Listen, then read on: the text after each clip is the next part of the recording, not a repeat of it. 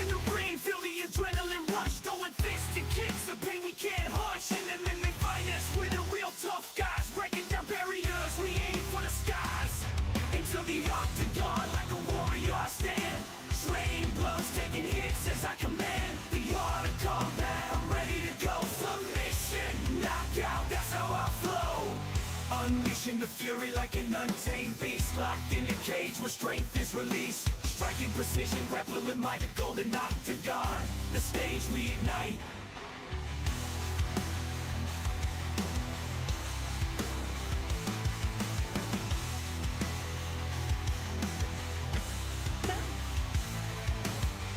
Unleashing the fury like an untamed beast, locked in a cage where strength is released. Striking precision, grappling like a golden octagon. The stage we ignite.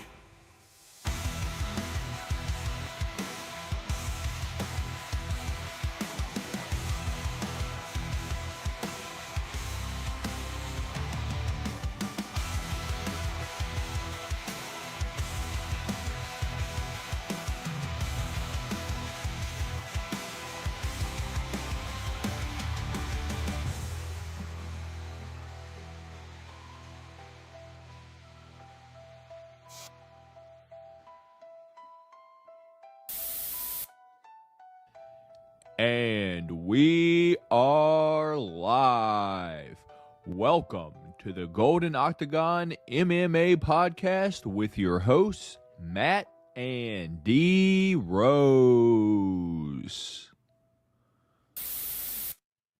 And yes, that is us. My name is Matt D Rose, right over there on that side of your screen. We all hope you are doing very fantastic today. If you don't mind, go ahead and hit that thumbs up button for your boys, because we are here to recap a lot. We are here to recap UFC 320 from this past weekend. We are here to recap Dana White Contender Series Week 9 from last night. We got some UFC news and fight announcements to go over, and then we'll be ending out the show, as always, with our not as always this card, but as always with our picks. We'll be ending out the show with our UFC Rio Charles Oliveira versus Vs Gamrot, our predictions, our picks, and all that good stuff. And, you know, we got some other stuff thrown in there as well. But welcome to the Golden Octagon MMA Podcast. A very special one, by the way, D Rose, because this will be the last time I ever podcast in this house, because next Wednesday at noon, I do my closing for this house. So I'm getting out of here. Next time you see me, we'll be in a hotel probably for the next podcast. And then the next podcast will be in my extended stay in San Antonio, Texas, because I quit my job earlier today. Huge weight lifted off my chest. Those of you that have been following the channel for like a little bit, I absolutely, hated working there. I was, always worried that I was going to get fired because, I wasn't sure I was doing what I was supposed to. But I made it. I made it here. I quit myself. It is what it is. We off. We out here moving to Texas. Next week. D Rose, how have you been over the past week, my guy? No, things have been great over here. It's good to be able to watch the podcast with you and the fam and your brother and everything. Good card to be able to get together with and be able to, a lot of great moments from the card, and we'll definitely get into it. So good there, but man, I ain't gonna lie, I got my butt shredded when it came to betting in UFC. So if it seemed like I was in a little bit of a sour mood on Saturday, that was a good portion of it, because I was which the fights were still exciting, and I still had a fun time watching it, but man, I was like, I'm just losing every which way I can lose, man. Like, it was just it was hurtful watching some of them, and watching that Patchy Mix one, that one really stung, because that could have won me at least. I would have at least won about 120. So, and I really thought he won. So yeah, that hurt. But other than that, bounced back on Monday night, reloaded in the account. So hopefully we can try to hit him up this weekend. Hell yeah, man. Hell yeah. And with that being said, me and D Rose did have 6 different picks this past weekend. So if D Rose does bad, then that means the other half has to do good. One of us has to do good if we have 6 different picks, D-Rose. I didn't win a whole bunch of bets, but I at least won something. I hit my Yusuf Salah sub 1-2, Yuri KO 2-3. You know, those two parlayed together. You know, I end up coming out with like a little bit over $100. So I wasn't, you know, too upset. That did save me because just like you, D-Rose, Patchy Mix absolutely ruined me. I had the Piper KO props, and he ends up getting the sub. And then, you know, this a fighter that I will never bet on again. You heard it here. I've been a fan of her for a while, but I will never put my money on Macy Chiasson ever again, dude. Like, you can't beat Yana Santos, dude. I can't bet on you to beat anyone. Like that. Come on, man. She's 40. She had a baby 3 years ago, dude. Come on. You got this. And it's like, at the end, she almost won there at the end, but it's like, what happened the first 2 rounds? She got clinched and beat up. That's what happened. Let's get into the chat, D-Rose. We got Antoine here. Be with you boys in a minute. He's already got his joint stuff ready for the show. Just got a shower. Well, that's good, Antoine. How's life been treating y'all? How was the Sunday after the fights? I drove back to my house the Sunday after the fights, and I don't know if you can hear it, dude. My throat's still not 100%, dude. Like, dude, I was watching the the fight stream back, and I'm so loud the mic don't even pick it up. It just like cuts it out. I'm just like, and it's just like silent. I was like, dude, a year. I think that was probably the first time you've really seen me get into form for a fucking Yuri fight, because it's like, it never happens in like the first round. He like slowly starts to cook, so I get more and more excited. But that time it took him to the 3rd round, so I was at peak maximum excitement. I can't get any more excited with the fucking Yuri Prochazka just rolling downhill in the 3rd round, about to finish the fight, dude. I was so excited for that. And I think after that fight, dude, I can honestly say, without a doubt, fucking Yuri is my favorite fighter, dude. Dude, he's so fun, so exciting. He's never out of the fight unless he is out cold. And in that case, he's never out of the fight unless he's fighting Alex Pereira. So, dude, I love me some Yuri Prochazka, dude. Hands down, one of the funnest fighters of all time. Of all time. And then, I should let you answer Antoine's question. Everything has been everything's been going great. Health is great, all that good stuff, family's great and everything. Sunday after the fights, just pretty chill. Just watch some NFL. Got my butt kicked in some fantasy football as well. So I didn't have a good weekend in any facet, like fantasy football, UFC betting, my picks, like anything that could have gone wrong. It did go wrong this weekend for me in terms of that.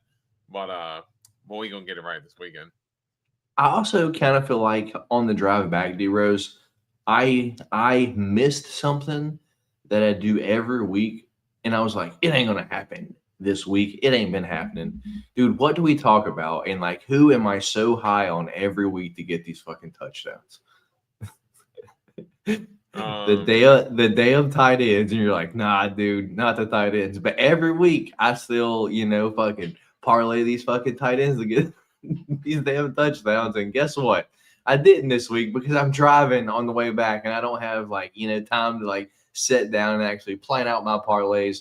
And I get back, dude, and I'm seeing slips all over the internet of 3-4 tight ends scoring, and I'm like, dude, the 1 week that I don't have time to put in my parlays, that happens.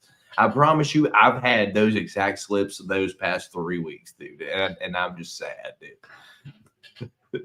Yeah, those are the ones. Or man, I sent you, and man, there have just been some where I've just came up just literally. I needed Javonte Williams for 5 yards receiving the other day, and he had a 4-yard receiving touchdown. It's like you cannot make that up. Like, and that was the only thing I needed to win. It was about a 130 off of $5. So, yeah, I was.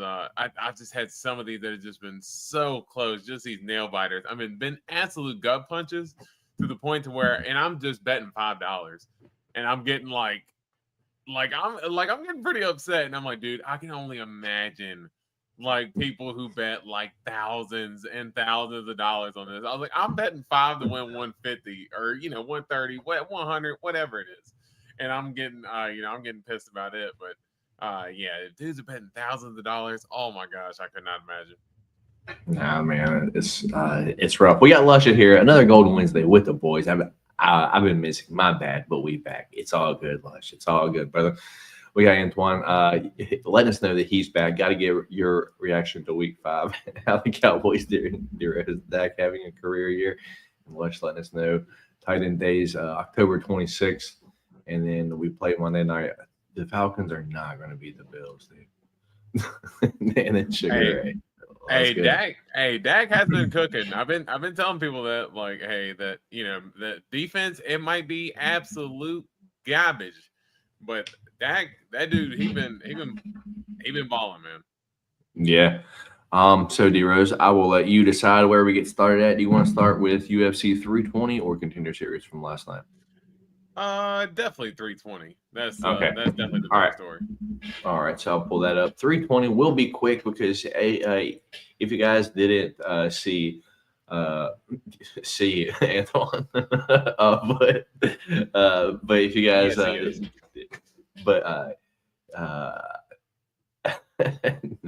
it doesn't matter, Antoine. It doesn't matter. They're not winning that game.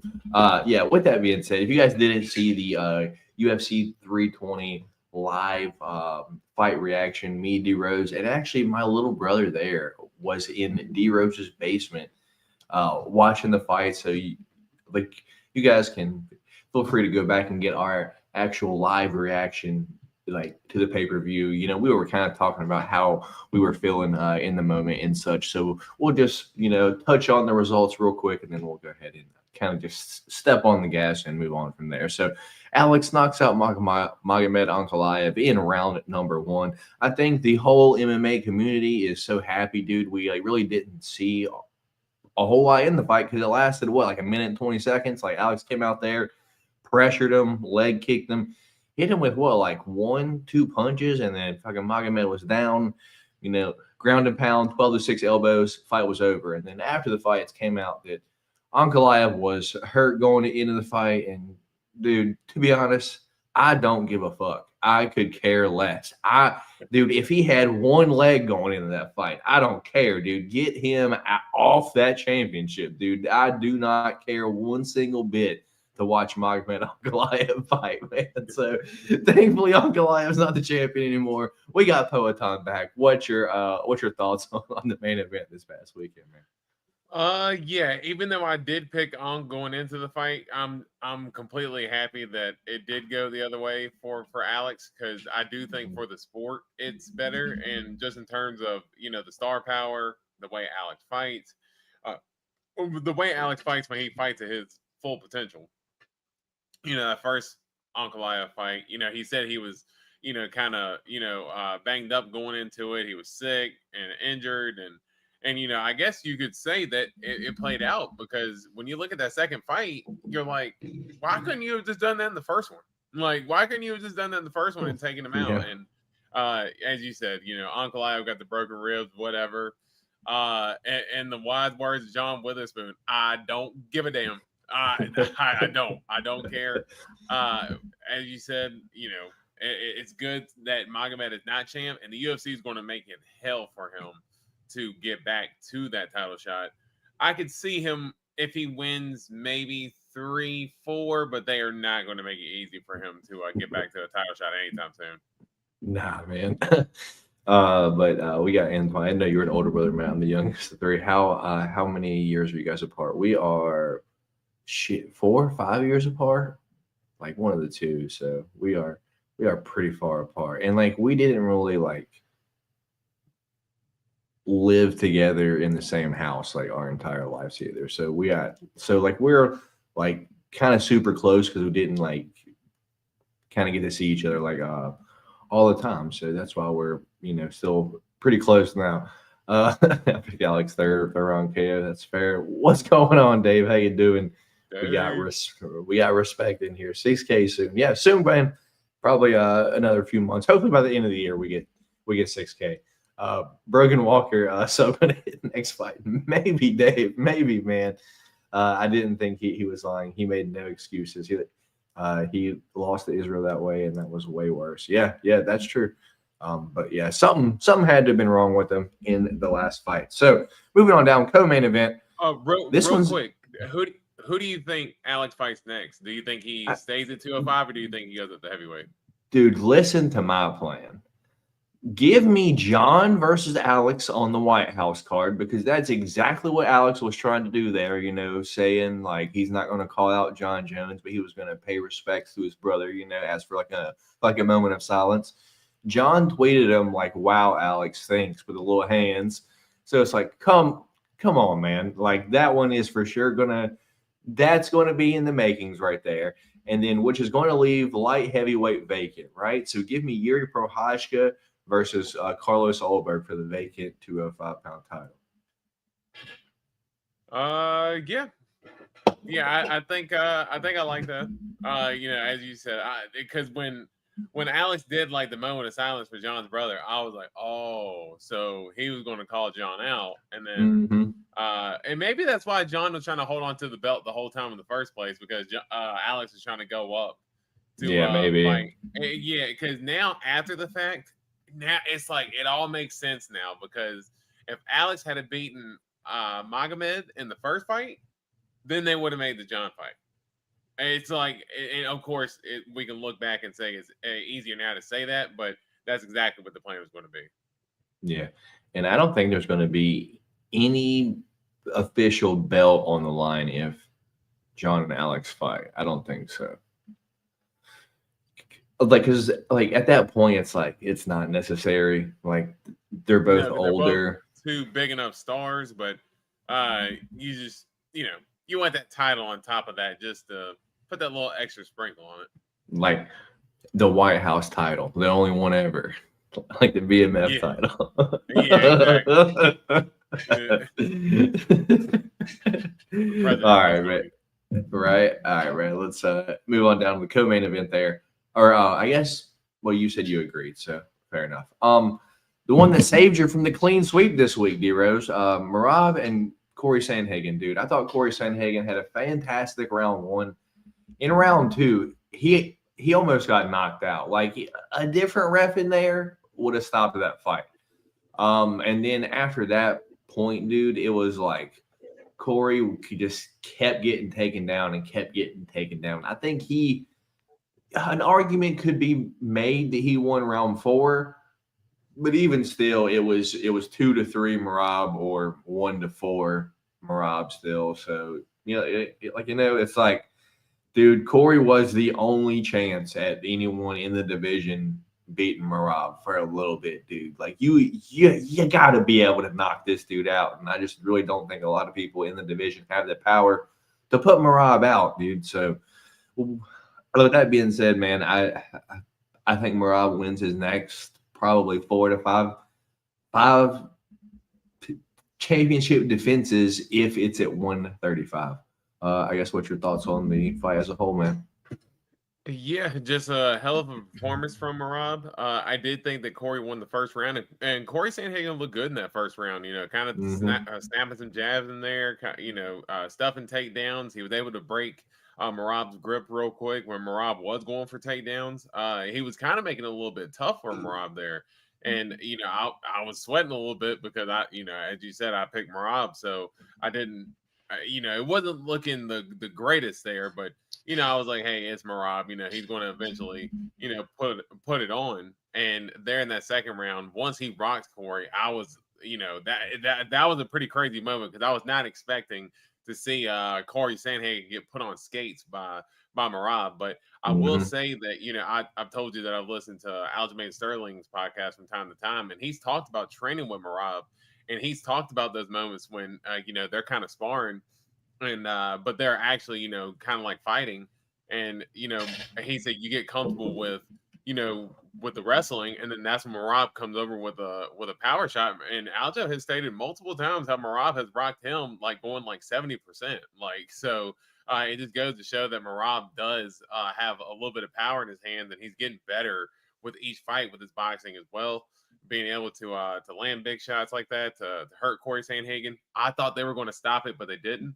But I did think from there, even though you can maybe say that Corey, he was a little bit more competitive around 4, but it seemed like from the moment he got rocked, he was never really able to get back into the fight and kind of take control like he was in the first round. And he just got kind of just sucked up by the pressure of Marab. And Marab he lives up to his name, man, the machine, because that dude, he's just unstoppable at this point. Yeah, man. Let me ask you this. Do you see him maybe like losing because he gets more comfortable being on the feet and ends up getting fucking clipped and like fucking knocked out because he's, throwing on the feet like a whole lot more, like opposed to just the heavy wrestling, like what he's like been doing his fucking past few fights or all of his fights. Yeah, I mean, for me, I would have to think that it would have to be some type of maybe like a Charles Oliveira type fighter. You just don't have those, but somebody who can have the power and the jiu-jitsu. Someone who could potentially lock up a front head choke when Marab's kind of sloppily going for a takedown. And somebody who could also land that power, but the problem is you don't really have too many of those guys in the division that can kind of go both ways and still be dangerous. So yeah, Marab, I'm with you. I just don't. If Umar couldn't, and I did predict that Marab was going to be the champ at the end of the year. I did believe that, but to me, I think personally that Umar was probably the best chance. And then Corey as well was kind of the next best hope. If they couldn't take him out, man, I just don't know what Peter Yan or anybody else is going to be able to do at this point.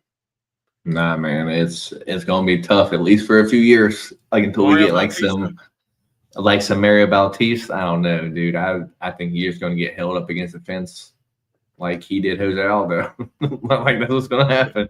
Like he's going to get the treatment to him, right? Yeah, and then like maybe Malcolm Wellmaker, but that's going to be a solid 3-4 years until he kind of starts to climb up the rankings a little bit, dude. But we'll see. Yeah, and Antoine, I think that does, dude. Maybe you could put Jose Aldo above him. Wait, no, because that's 145 though. So yeah, dude, I would have to say yeah. I just don't know enough about the. For the UFC, I can say best bantamweight. I just don't know enough about the smaller division. Oh well, who's it going to be? Patchy Mix and Bellator? Yeah. There's going to be somebody in Ryzen who somebody's going to have an argument about, or it's going to be something like that somebody's going to have an argument about. But just in terms of UFC, yeah, I think UFC, WEC, and all those. Yeah, I'd have to say Marab is definitely the greatest. Fair enough, dude. Moving on down. My favorite fight of the night, the people's main event, Jiri Prochazka, Khalil Roundtree, dude. Jiri comes out with a fucking comes out. This is glove touch. He fucking comes out his fucking glove touch is It's so weird. Just an odd start to the fight, but it's a Jiri fight. And it's the first 2 rounds, dude, it was almost like I could see 2 things were happening. I could see fucking Jiri throw and fall down or fucking slide. And it's something was wrong with his footing there. And one more thing that I saw is he was throwing at it almost kind of seemed like half power. It almost kind of seemed like he wasn't throwing full speed at Khalil Roundtree until that 3rd round started, dude. And once that 3rd, I would actually say the end of the 2nd round, probably a minute left in the fucking 2nd round. I think that's when something flipped and like fucking Yuri's like my antenna to his no antenna. It's like, come on, Yuri, you're down two rounds. You got to do something to win this fight. He felt the energy from the Thunder Gods. They let him know, man. And then when that third round started, Khalil came out, threw a few big punches, but guess what? Yuri was still right in his face, like, hey, none of those hit me, pal. Here's an elbow. And then Khalil was like, let me throw an elbow at you. And then that was where it all went downhill from there, because Yuri was like, okay, pal, let's go for that. Wham, wham, wham, wham, wham, wham. And then he at one point ran and jumped off, threw a flying ass at him, dude. I didn't know even what happened. It's like Yuri KO with the flying ass. And then from that point, Yuri got him up against the fence and just one or two straight shots, dude. And then I think Khalil fell down. It was like one of those, I'm done, dude. I am so gassed. Get me the fuck out of here. I don't think he actually knocked him out.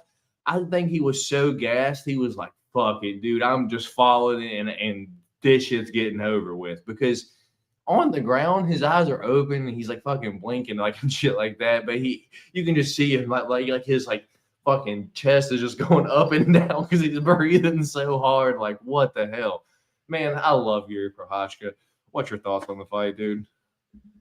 Yeah, I think to that last point, I think for the KO, I don't think that was any type of quit or anything like that. No, I do, honestly, because he's a bitch ass. No, I was like, bitch ass, Yuri, bitch ass. Right? It's such a hater. I will hate Khalil Roundtree's crying cult bitch ass every single time, dude, and I don't care. I hate him. He's such a fucking dork. But I will not agree with you, Antoine. I don't care, man. That is crazy. But no, I mean, honestly, the way the fight was starting was kind of the way I thought it was going to potentially go the whole round, or the whole fight, was that that Yuri would be able to kind of get in and land his shots, but that Khalil would ultimately have a speed advantage overall. But I did think there at the start of the third round, I could tell Khalil was starting to get a little bit tired. And he got a little bit more aggressive than what he normally does. And he looked like he was kind of going for the finish, because it was almost like, man, I'm getting tired and this dude is not stopping. And I've hit him with everything I've got. And, if I don't get him out of here now, then, hey, we're just going to swing him for the fences. And that's exactly what they did there in the third, trading elbows, just kind of trading in the pocket. But that's where, that's where Khalil kind of gets caught up the most, is, once he gets tired, his defense literally just goes right out the window, and he just he went for a guillotine. He went for a guillotine too. Once he went for the guillotine, I was like, it's over. He's done. I mean, I give him credit because he is willing to go out on his shield, but it's like his defense. He has no defense when he's tired. His defense is offense, and if he can't land a punch, he's like, oh shit. Bow, and then he's just getting absolutely cracked. So I'm like, dude, Khalil, please, this slip. I mean, act like you're going for a takedown. Just something, just try in some way to keep yourself out of the most out of harm's way. But yeah, that's just a Yuri fight at the end of the day. Yuri had to make it chaotic to get the job done, and that's exactly what he did, and delivered on, what fans were excited for about this fight in the first place, that it was going to be an exciting fight. Nice, man. Shout out Puckard. I appreciate you for stopping by here, man. But yeah, just swinging, dude. I love Yuri, bro. Hands down, my favorite fighter. My favorite fighter.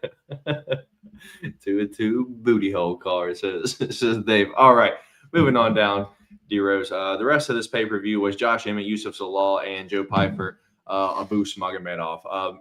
Yusuf Zalal, Josh Emmett, dude, that I don't want to say that shit went exactly how I thought it was going to go, but damn, dude. I don't know what they did to Yusuf Zalal outside the UFC, but someone did something to him where he is on a mission, dude. He is coming back, taking people out like they owe him money, dude. Yusuf Zalal on a tear right now, He wants that fight back, dude. Think about how he got cut. He got fucking lost to Sean Woodson. I think lost to someone else too, like not good, and then lost to Elia via decision, and then got cut. And then since he's been back, dude, just tearing through these people. I think 3 or 4 first round subs now.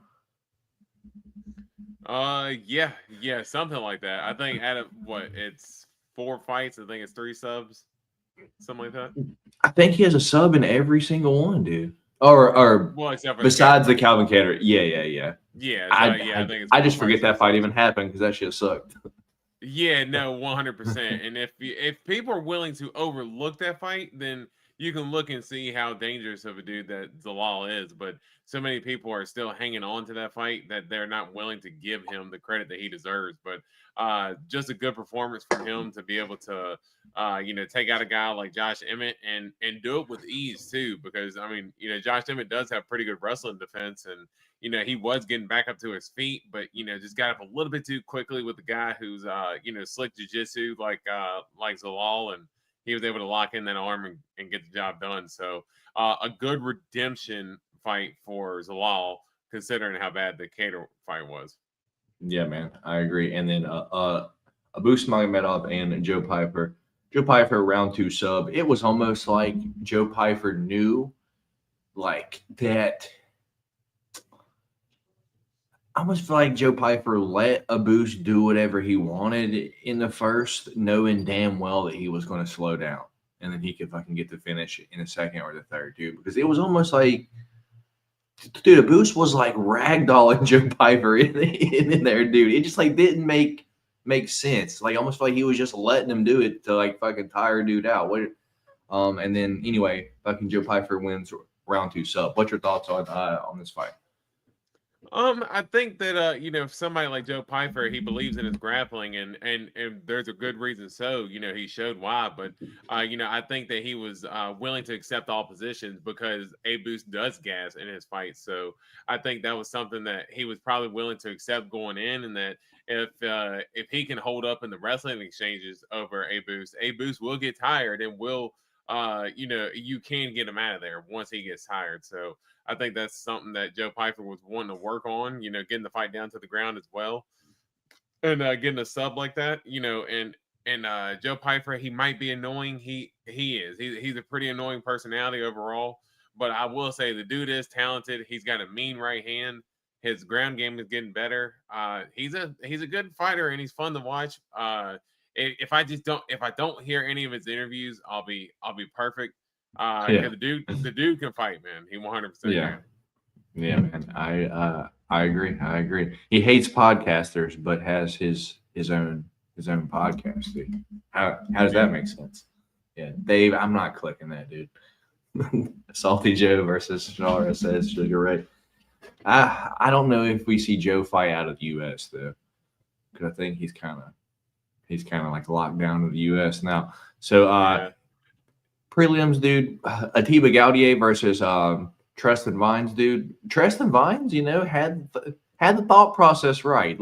Let me just get inside this cage and just stay as far away from this motherfucker as possible.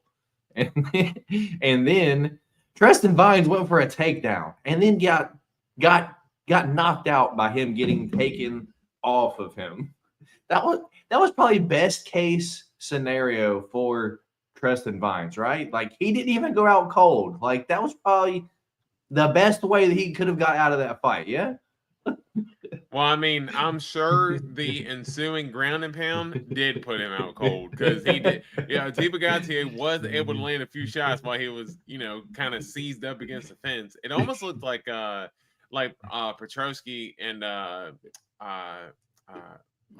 Jacob Malkoun. Yeah. Almost looked like that fight where he just like goes for the takedown, and all of a sudden he's just like, oh shit, and he just gets like paralyzed and falls over. Like it was so weird, but. Hey, that under half a round plus 180. I hope some people some people played it. Unfortunately, I parlayed it with the wrong things, but nonetheless, that under half a round was still a golden ticket. Yeah, man, indeed. Moving on down, Daniel Santos, Ju Sang, or I don't, dude. Google has it in this like weird way. But Daniel Santos comes in here, Willie Cat misses weight again, comes in here fat again, and they do a catch weight, but Willie Cat wins via second round knockout, dude. Dude,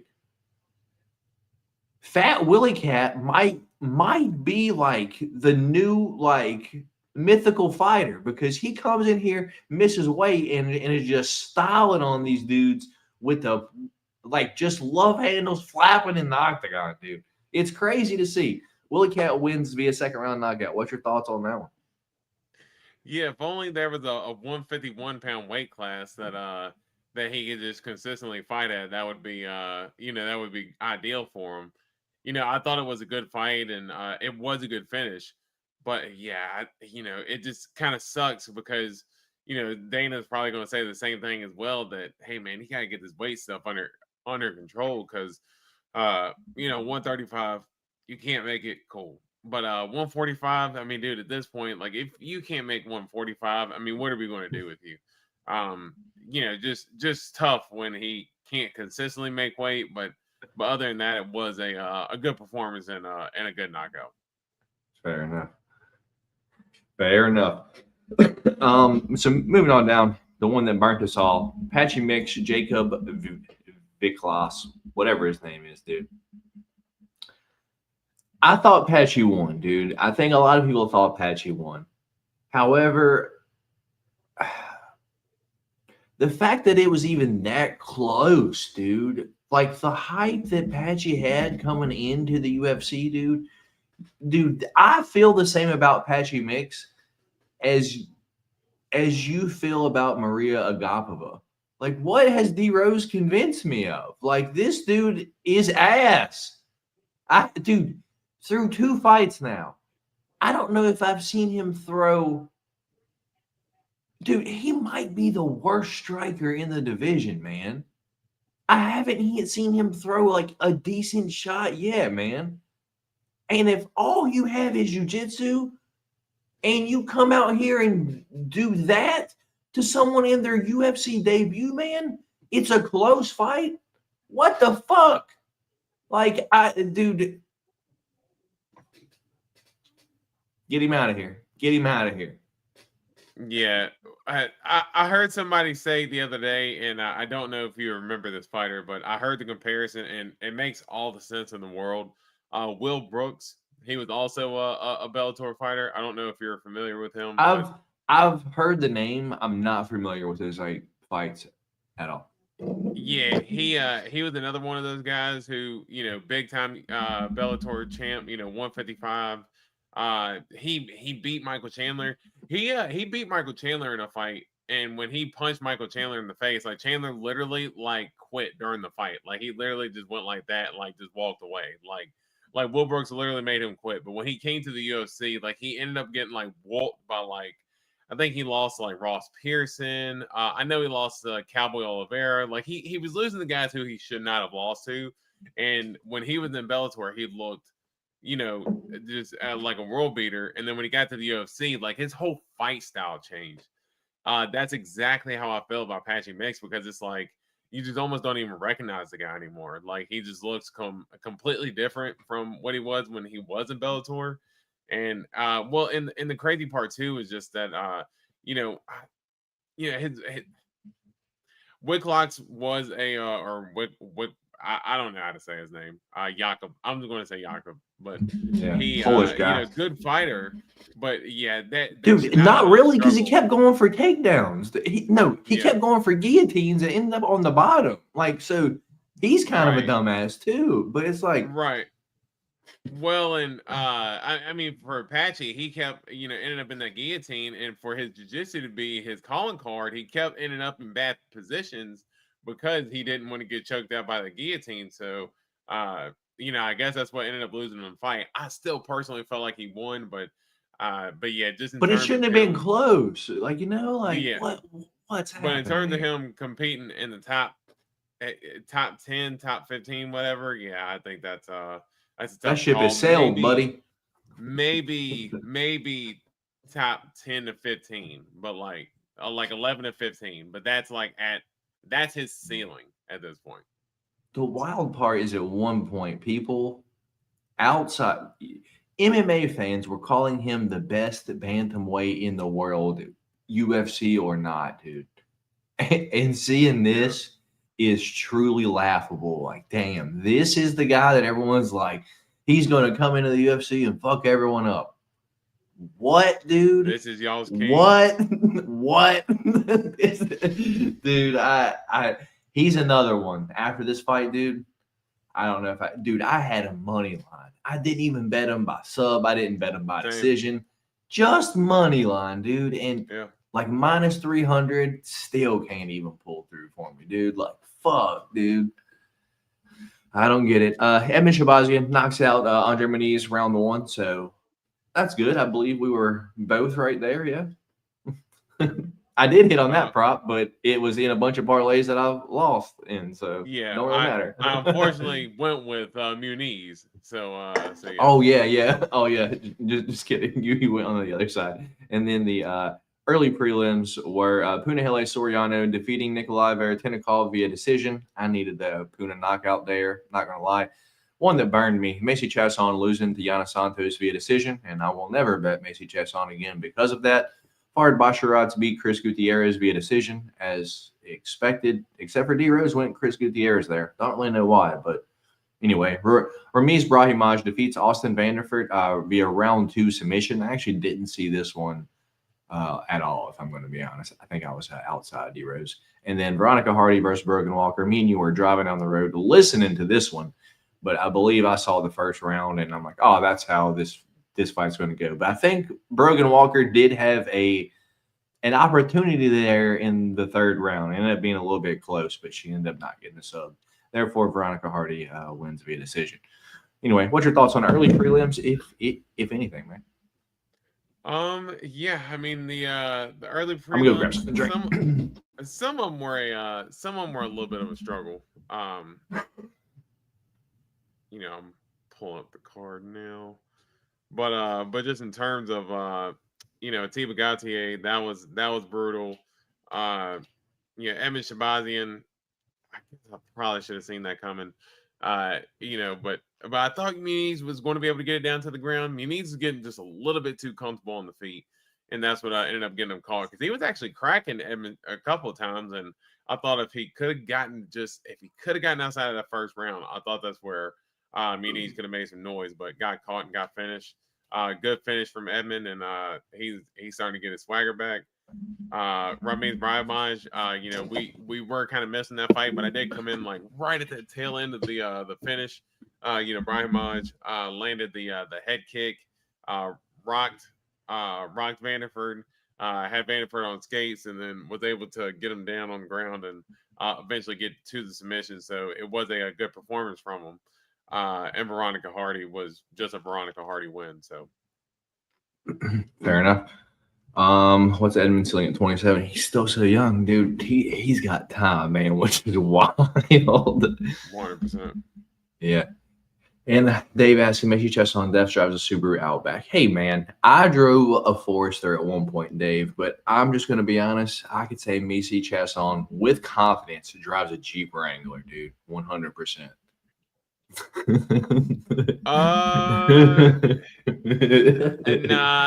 Dave got it right. It's 100% Outback.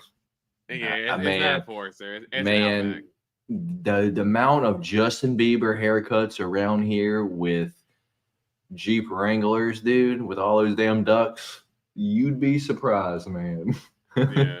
Nah, the Wranglers are popular, but I'm with Dave. Dave's got that nailed. Yeah, Matt and undercover lesbian. Damn right, brother.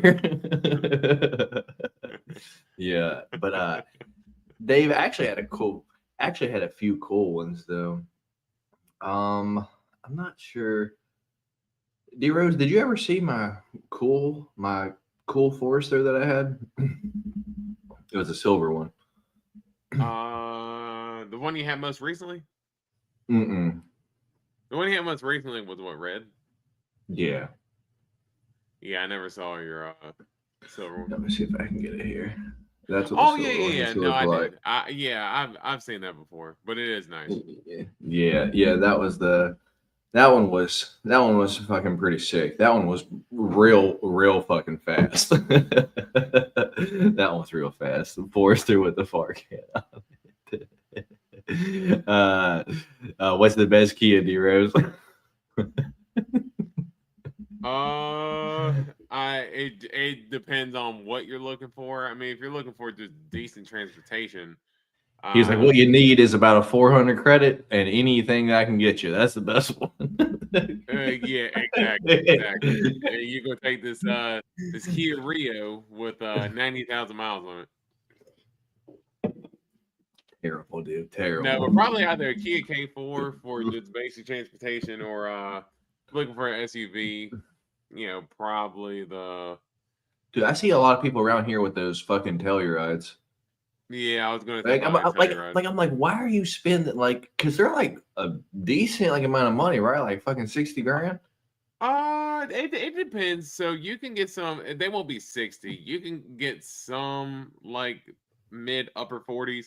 But if you're going to get like one of the higher packages, you're probably talking 54, 55 or so.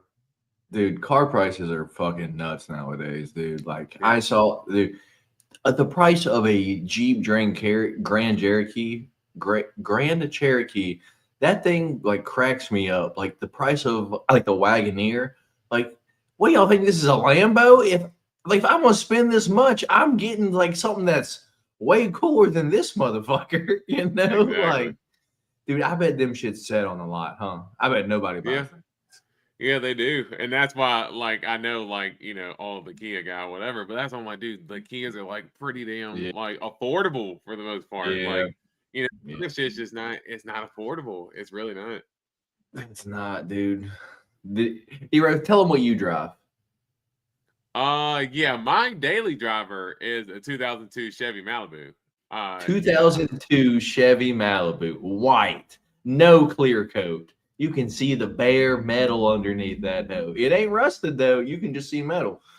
Tell them, right. Yeah, you can see. The shit ain't rusted, boy. Rust free. Hey, the upholstery's coming out from the top of it a little bit. I could poke holes all in that car, but you know what? That car gets me to where I'm going, to where I need to be, and or where I'm at to where I need to be, and that's it. So that's all I needed to do for me. And that's why we got the family car. We got the Sorrento for it to, do the family stuff we need to. We got all the warranty, so no need to try to rush to get rid of it. So yeah, I'm set. Yeah, fucking Dave got it right. Rock his 09 F-150 till I die. I want to keep mine now till I die, Dave. I think so. I had a 2019 F-150 for a little bit, but my payment on it was rough. And then I actually sold that one through COVID when fucking car prices were real high, and actually got out of that one and I actually have my current one now. And I think fucking D Rose saw that one for the first time the other day. Yeah, my 8, as you called it. You like you said, what do you got, the 8 in here? Yeah. You said you got the 8 in here. I said, yeah, man. You're like, I thought that was the EcoBoost. Look, 8 silly. Hey, I didn't know if you. Hey, most of those F-150s are the EcoBoost, so I didn't know. Dude, that you I'm telling you, I looked for this motherfucker for months. I drove pretty much the whole time I had my red Subaru. I was looking for one of these trucks, man. So I have a 2022 single cab F-150 with a Coyote V8. It's unfortunately not 4-wheel drive, but it is what it is. So Dave's got the right mind here, and then D Rose needed a parlay bet. Dave, the worst part is, I don't think he'd get something new. I think he'd still drive that motherfucker. Oh no, I would. I just fix it up. I just fix it up a little bit more because I actually do need it. I actually need to get brakes for it. But so you wouldn't get a new car. You would keep driving that motherfucker. Hey, yeah, I just need to get new brakes and rotors. So yes, if I can hit a little something, so I can try to get this thing. D-Rose, say you hit like a fucking 50 piece, $10 to 50,000. All of you are 100% right on every single fight. Like you hit one of those fucking big ones and you win like fucking 50,000. You're not buying yourself like a new car? Man, I'm not gonna lie. I got some stuff that I would like to do with that I would prioritize over getting a car. Yeah, I would still, that's fair. I would still drive that. Yeah, I would still drive the thing. Again, I would take it, maybe fix it up. If I had that type of money, I'd fucking D-Rose put some 18-inch spinners on it. Tint the windows. Do that. Hey, tint the windows, fix the upholstery. Hey, the whole thing. Hey, that whole car would be set. Yeah, that would be like back like it was in 2002, like fucking custom trunk with the fucking speakers, like and shit. Damn right. Like it just came off of Pimp My Ride. Right? Hell yeah. I got TVs in the TVs. Yeah. Hey, I got this big ass fish tank in the back. And because D-Rose likes MMA fighting, we got him a whole octagon pop out with gloves where he can fight his friends. Like what? Yeah. Like how can I fit this and make this a comfortable ride at the same time? You can't. Oh, would you rather own a private jet or a private helicopter? That's a good question for D-Rose. I would for sure go private jet because you can go places a lot faster, a lot quicker. But D-Rose don't even fly, so you're like, but I'd feel much safer in a jet than I would a helicopter.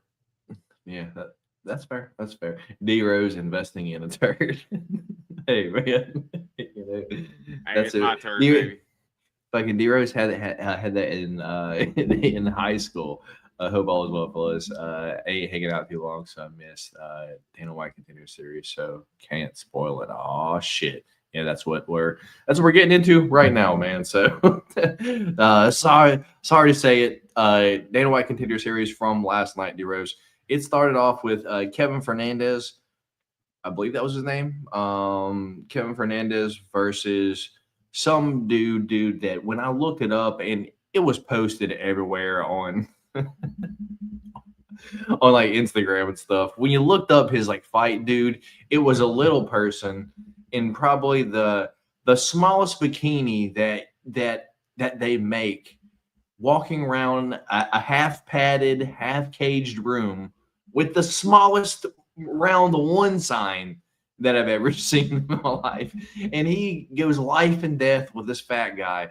And for some dude, who saw that and be like, we need that guy on the Contender Series. Actually, let's sign the ring card, girl. Because you know that's what Mick Maynard and Sean Shell, dude, they were up late on fucking cocaine and they're like, dude, this is going to be the greatest show on earth. And then they signed the guy, but they couldn't figure out how to get the ring card girl past Dana White, so that part didn't happen. But yeah, Kevin Fernandez, dude, where is there we go. There's the results from last night. Let's see. So Kevin Fernandez beats Luke Fernandez. I wish you would have told me his name was fucking Luke Fernandez this whole time, D-Rose. Anyway, Luke Fernandez defeats Rafael Pergentino via first round knockout 15 seconds into the fight. What's your thoughts on that one, man? Honestly, I thought you said Fernandez, so I was letting it rock. But I said Fernandez, but I said Kevin Fernandez, and his name's Luke Fernandez. Oh, yeah. See, I just heard Fernandez, just kept rocking with it. But I mean, gotcha. He was a minus 1,200 favorite going into it. So yeah. Once I saw because I told you I always start these like later, and I just try to fast forward through like a bunch of the fat. So man, when I saw the pre-fight, like intro and stuff like that, and it's showing like Rafael hitting the speed bag and stuff like that, and then I'm looking at Luke Fernandez, I'm like, there's no way. Like, and I do not know the odds going into the fights or anything. Mm-hmm. I'm like, there's no way Luke Fernandez does not just absolutely obliterate this guy, right? Like, I mean, no offense, but Rafael had the physique of me. going into that fight versus Yeah. versus Luke, where Luke Fernandez was definitely looking like he was in fight shape and made light work of him. Yeah, dude, it was honestly that was 100% what I expected going into that fight. Next one was Luis Felipe Diaz taking on Donovan Hedrick, dude. Luis Felipe Diaz, Dana White almost didn't give him a contract, and I kind of see why, dude, because he was fighting a dude that was on short notice. And it looked like he was kind of gassing there. He did end up getting the second round rear naked choke, dude. But I promise you, dude, if that would have went into the third, I think Donovan Hedrick would have ended up cooking him there. What's your thoughts on that fight, man? Yeah, I thought this fight, it might have been the worst fight on the card, but it still ended up being a pretty decent fight. Like, I thought they were kind of scrapping it out for the most part, and even in the wrestling exchanges, there were some pretty good scrambles. But I just think that once the fight started slowing down, it just kind of hit like a kind of a very slow pace. But Luis Diaz, he was able to still get the finish. Even though he was exhausted, you could see he was exhausted. But man, those body kicks that he was landing were nasty, and Hendricks was lighting him up with some good shots there. Towards the end, he was landing some good combinations before Diaz was able to get the takedown. But it was a good finish for Diaz, good comeback, and I thought deserved the contract, and I'm glad he got one. Fair enough, dude. Moving on up, Emmanuel Rodriguez knocks out Roki Konsekow, dude. This is the Emmanuel Rodriguez that I saw on The Ultimate Fighter, dude. This dude comes forward and fucking throws heat. So when he lost to the dude on The Ultimate Fighter, like finale, was his name? Joseph. What's the name of the one on The Ultimate Fighter, dude? Joseph. I'm not gonna lie, I can't remember. Joseph Morales on The Ultimate Fighter. That really surprised me, dude. And I was like, what? How did he lose? But Joseph Morales goes on to beat the Alibi Idris as well to actually win The Ultimate Fighter. So Emmanuel Rodriguez lost on The Ultimate Fighter, but has now came back through the Contender Series, dude. And he smoked, dude. But they were coming out throwing, man. I did lose some money on this fight because I had Emmanuel Rodriguez 3-or decision, because from what I've seen from the tape from the other dude, he's real tough, but also down to throw down as well. And I thought both dudes are going to be tough enough to at least last until the third. But Emmanuel Rodriguez comes up there, knocks dude out 2 minutes into the first round with an uppercut. What's your thoughts on that one? Yeah, and Rodriguez looked sharp, man. He did. He looked explosive. He had DC all kinds of hype over there on the side, in his Oklahoma State hoodie. You can tell DC's actually losing. DC's actually losing a little bit of weight. You can see like the workouts are starting to come in a little bit, because he's not as round as he once was. So that's that's a good sign there for him. But that was a hell of a knockout. It was the way he got the first knockdown when he kind of pulled his leg towards him. Once Konsekow missed with that kick, he pulled him and then just landed that right hand over the top. And it was like after that, Konsekow kind of couldn't, get his bearings back. Rodriguez landed that nasty uppercut and got him out of there. Hell of a knockout. Yeah, man. And moving up to what I will say right now, I don't know if this fight will ever be topped. This is the greatest Dana White Contender Series fight to ever happen, and that was between Luna Martinelli and Mark Vlogden, dude. Or I think Adrian Luna Martinelli and Mark Vlogden, dude. Dude, they went to war all 3 rounds, dude. I personally thought Vlogden won 1 and 3, but I can't hate the score either way, dude. Both dudes went in there, slugged it out all 3 rounds. Dana White gave dudes both contracts leaving the octagon. He said, hey, you don't even have to wait until the end of the show. I'm signing both of y'all. And not only that, I'm giving y'all $25K a piece, because that's exactly what I want to see right here on the Contender Series, dude. A hell of a fight, hands down the best Contender Series fight that I've ever seen. That it has probably existed, and that it's going to be hard to beat going forward, man. What's your thoughts on this one?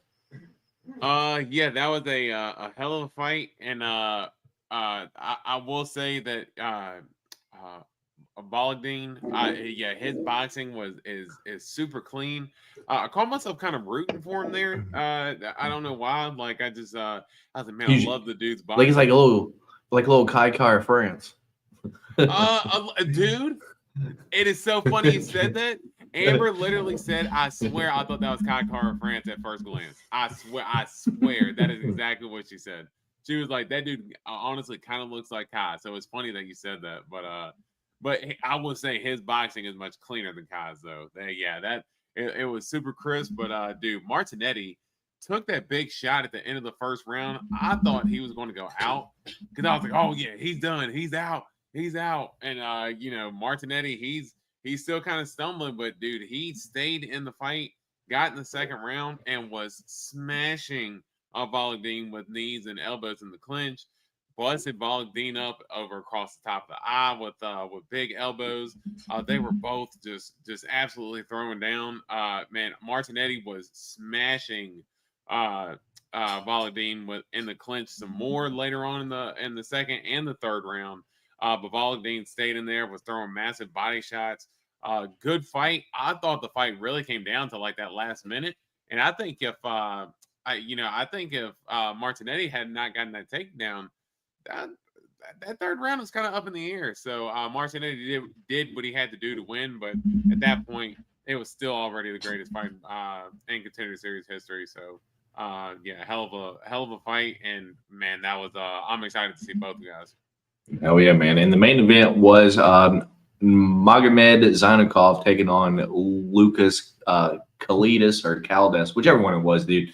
Which actually ended up being a good fight. I just thought fucking Magomed was going to go in there, knock him out early because I saw that he's like a multiple time fucking Muay Thai guy now. So I was like, all right, well, this is one of the dudes that has got like fucking sick striking, not really too much of a wrestler, and he went in there all 3 rounds.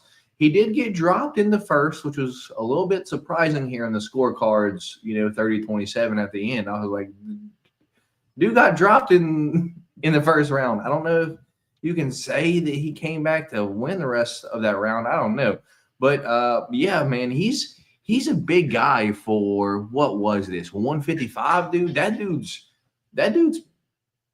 pretty big for 155, and the striking dude training with Islam as well. So, let's see what his takedown defense is like and what he looks like maybe off of his back. And let's see what his, offensive wrestling looks like going forward. Because he is Dagestani.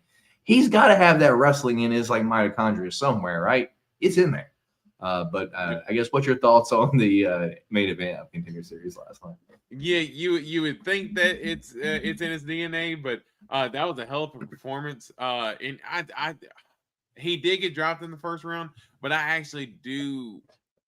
When they showed the stat count at the end of the round, it was almost like when Magomed got knocked down, because there was still 3 minutes left in the round. It was almost like he got pissed off. I think he got outlanded too, though. I think he got outlanded and dropped. No, but it was 60. No, it was 60 some in Magomed's favor. It was 60 some to 20 some. At the end of the first round. Yeah, no, and that's when even I believe it was Sanko and who was the other commentator? I think it was Anthony Smith who said that they had said that that was probably the most aggressive that I've ever seen him fight. But to me, he was very patient, very calculated. But once Magomed got knocked down, it was he was like, "You bastard, you really hit me." And it just put it on Caldas. Caldas fought well in moments, never backed down. But I just thought he was just in over his head the whole time. Magomed, that dude, he's gonna be dangerous, man. I think he's 30 years old right now. So, but yeah, I'll be excited to see him compete in the future for sure. Yeah, I can't fucking find the goddamn fucking stats. But from to me, throughout the fight, what it seemed like was the other guy was throwing at fucking at the Magomed guy more, but it like wasn't doing anything to him. As a fucking Magomed like wasn't throwing as often, but when he was landing, it was like, you know, like it had an impact. That's just how I fucking took the fight. But yeah, man, Dana White Contender Series was good last night. All the contracts, I agree with all of them, but the Brazilian dude, I don't know if I'll be betting that guy when it comes to the UFC. Yeah, crazy. All right, so with that being said, D-Rose, let's get to our UFC news and fight announcements segment for this week, man. So let me share my screen and let's see what we got. Well, share screen. Where it's going You to go ahead and okay? let this pass. Yeah, Wait, go what? ahead and let this pass. Let what pass? What's happening? What do you mean? Oh, I know what you're talking about. Fucking D-Rose. You could have let me just get into it, not say anything. But D-Rose trying to get past eating the beans, dog. I'm trying to get past eating the beans. This past weekend, we had 6 different fights. They were Ramiz Brahimaj versus Austin Vanderford, Farid Basharat versus Chris Gutierrez, Edmund Shabazian versus Andre Muniz, Yuri Prochazka versus Khalil Roundtree, Corey Sandhagen versus Merab, and Alex versus Ankalaev. And in those fights, I had Ramiz Brahimaj, Farid Basharat, Edmund Shabazian, Yuri Prochazka, Corey Sandhagen, and Alex Pereira. So out of the 6, I picked 5 of those right. The ones that did matter, though, were Ramiz Brahimaj versus Austin Vanderford, Edmund Shabazian versus Muniz, Yuri versus Khalil, Corey Merab, and Alex and Ankalaev. In which D-Rose went Austin Vanderford, Chris Gutierrez, Andre Muniz, Khalil Roundtree, Merab Dvalishvili, and Magomed Ankalaev. So you got saved from the clean sweep this week, dude. Merab saved you from the clean sweep, not a full 5 beans, but dude, imagine clean sweep pay-per-view was 5 beans, dude. You'd cry, huh? Nah, man. It's so crazy. All right. So with that being said, I am still pick champ this week, ending out pick champ in this house, 3 weeks in a row now, which is kind of cool. Not going to lie, because I don't even know how many beans I have left in here. I guess I'll be taking these beans to Texas with me, D-Rose. I don't have a whole lot left in here, so only got. I actually don't have a whole lot left in here either. Blue one's trying to jump out, so yeah, I guess I'll be taking them to Texas with me as the pick champ. I don't have that many left, as you see. Yeah. Who had most potential on the entire Dana White Contender Series fight card? I would say probably Magomed. He looks real clean, man. Yeah, dude. He was real clean, but I think Rodriguez as well for Emmanuel Rodriguez. Emanol Rodriguez, but they will call him Anal Rodriguez. That's what they will call him. There you go. There you go. So, for the pick champ this week, your boy right here, still pick champ. So, as usual, let me play the bean bop, and let's get D-Rose's tunes ready for him to eat the beans. Got his Food Line bag ready, freezer section of Food Line. Cold stuff only. Not sponsored, but shout out Food Line Cold and Frozen. It don't stop. Bean bop. Oh, it don't stop. D-Rose, I want to bring you the Bean Bop shirt on Wednesday. I just now washed it. Dude. Okay. Let's do a full screen Duty for Mr. Fruity Rose. or stinky socks. Oh. Gosh. Oh. The problem is, and you felt it down here the other day, where it's so cold. Sucks. Down here, these hard enough. Sucks. Even if it's good at night. Sucks. Tutti Fruiti's actually good though, so if it tastes like juicy fruit, then that's probably all right.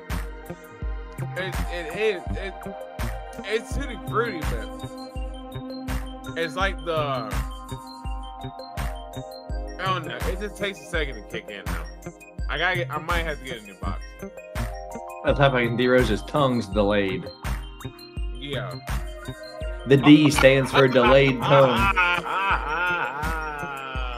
It's D Rose, and the D stands for delayed tongue. We got the booger bean. Booger. Booger. Booger. Oh my gosh. Oh, it could be juicy pear.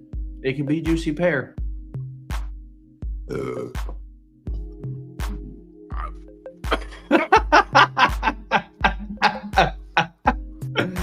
Yes. Wood shavings underneath a school desk. Booger, baby. Oh.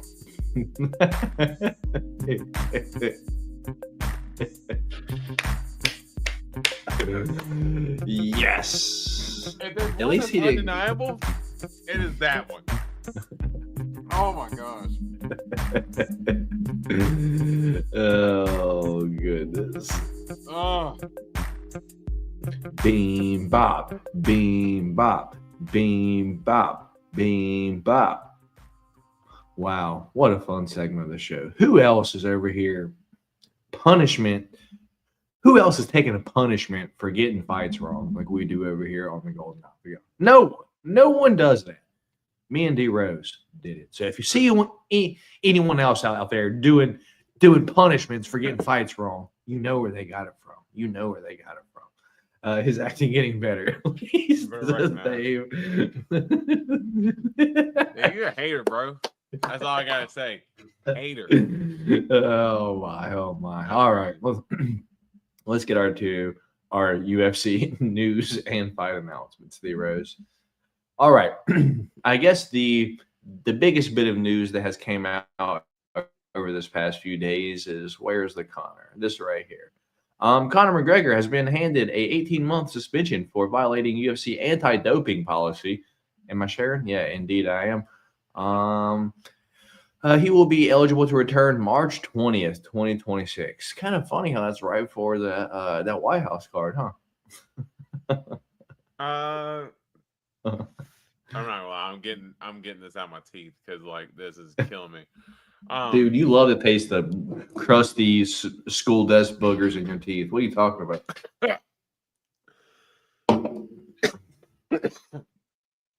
Oh God, I was saying that is dude, that is so brutal. But no, like Conor, he I don't lost my train of thought. I don't even know what I was talking about at this point. Conor coming back right before the White House card. That's when he's eligible to come back. Oh, that I mean, does it really surprise you that he's not even getting drug tested in the first place, or that he's skipping out on tests, or like So it's not for like providing a failed sample. It's for him just not providing where he's at. Him not providing them of his location so they could test. Okay. I thought it was that he never gave the sample. Like, not that he wasn't. Well, I mean, I guess it's kind of the same thing because if they can't find him to give the sample, then he don't give the sample. Right? Yeah, because the way I read it was basically that it was almost like he was like, "Yeah, no, I'm not going to piss for you." It's like they just did this actually says he fucking failed to provide accurate whereabouts information on June 13th, September 29th, and September 20th, 2024, preventing proper test collection. That makes sense. So it's like he was out on his fucking Lamborghini yacht. How the fuck are you gonna find him? Hey mate, I'm in the middle of the ocean. Come find me. Like what the fuck? Yeah.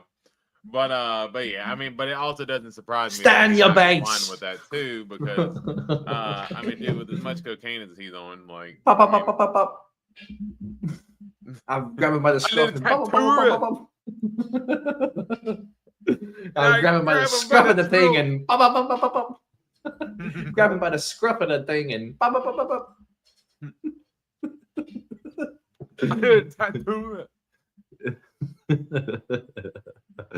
Oh my goodness. I don't know, Antoine. But if anyone could, I think he could though. I mean, dude, the amount of money that he gets for fucking fighting, dude, you'd think that he'd, cut it out for a little bit just to try to come back for that fight, man. Let's see if we get get too deep now. You can see it every time you see him. You think so? All right. I mean, What else we got? What else we got here? D Rose. Nothing. I know people always have jokes about John Jones doing that stuff, but at least like when John Jones makes public appearances, he doesn't always seem like he's under the influence of it. Versus where every time I see Conor, I feel like he's under the influence of it. Yeah, true. We got Max says he injured. Max Holloway currently dealing with a hand injury suffered at UFC 318. He will return in 2026, likely against Charles Oliveira if he were to be victorious this weekend. What's your thoughts on that? I can see Charles and Max, dude. That'd be fun. I'm honestly, I was surprised that wasn't Max's first fight to begin with. To make it Charles, and I could see.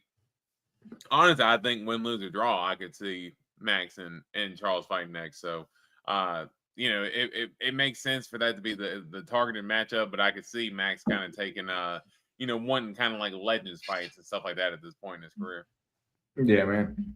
And Antoine, to answer your question, you are going to get very varying opinions on this question because you'll have the people that absolutely hate Conor, that don't think that he was good for the sport or did anything for him at all.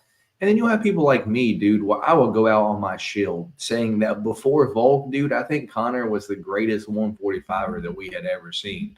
He just didn't defend the title enough times to prove it. But, Volk came around and, cemented his claim. But, dude, I thought fucking Conor was the best at 145, and he went up to 155, dude. I think that you have to put him in top 10 all time, whether, dude, you can hate him or not, dude, but just what he did for the sport is just absolutely nuts.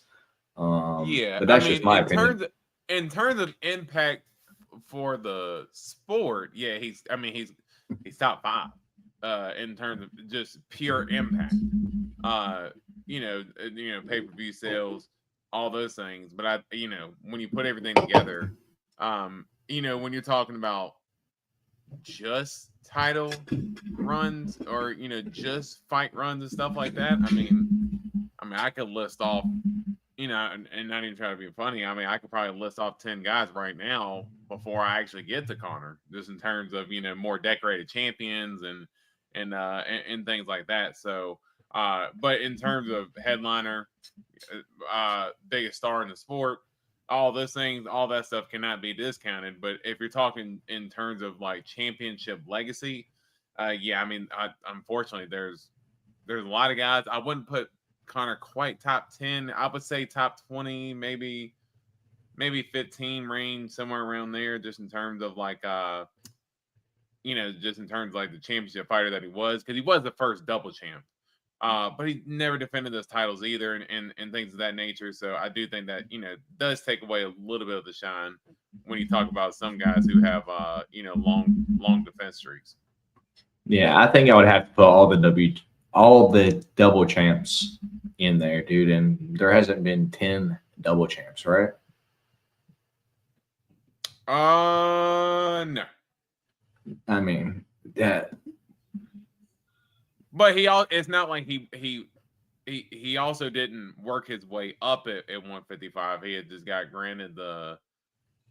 kind of got granted the shot and then just walked away. It's not like he cleaned out of the division. He got beat by Nate Diaz on short notice when he was supposed to knock Nate Diaz out, and then at 170 had a matchup against Eddie Alvarez. So I mean, yeah, but like the Diaz fight was at 170, coming from 145. Right. I mean, he also didn't have to take the fight either. Yeah, he didn't have to take it, but he thought the matchup was easy, and it was a lot harder than what he thought. And he got a little humbling in terms of that. So I mean, there's blemishes like that on his career to where I think him being top 10 all time, just in terms of just you're talking about just fighting. I still think he's the top 10. I mean, it's tough. That's fair, man. Everyone's allowed to have their own opinion. Let's move on, man. What's your thoughts on this circulating this week, dude? The Ilya and his wife have split ways, man. What's your thoughts on this? I mean, it sucks if so, but I'm honestly just more surprised than anything that a lot of people are, I guess, caught up in it. I don't know. I didn't think their relationship was public. So I mean, I know he made the comment about like, oh well, if someone made a comment to my wife, it doesn't matter what size the guy is, I'm gonna fight him. You know, I know he made that comment, but other than that, I didn't really consider him to put his wife out in the spotlight. So I guess I'm just surprised it's a big deal. Yeah, apparently they have removed all photos of each other from their social medias, dude. And apparently, like Ilya commented under like one of the things that's like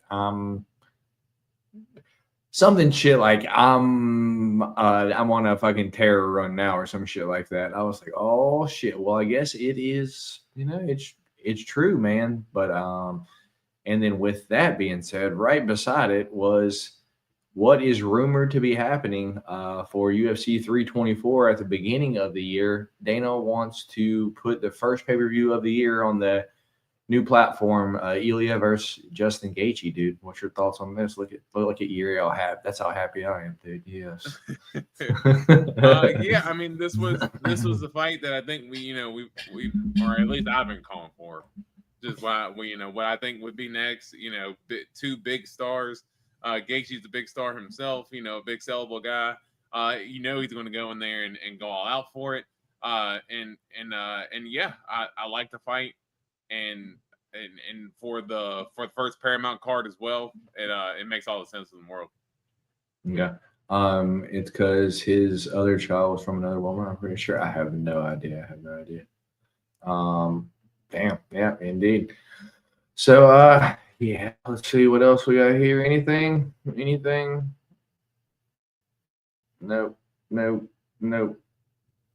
Do we talk about this? Yeah. Right. Yeah, last week. Yeah, I believe so. Yeah, we did. And then that means we talked about that one as well. That's the co-main event. Yeah. Right.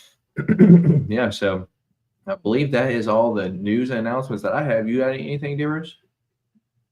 No, we'll be good.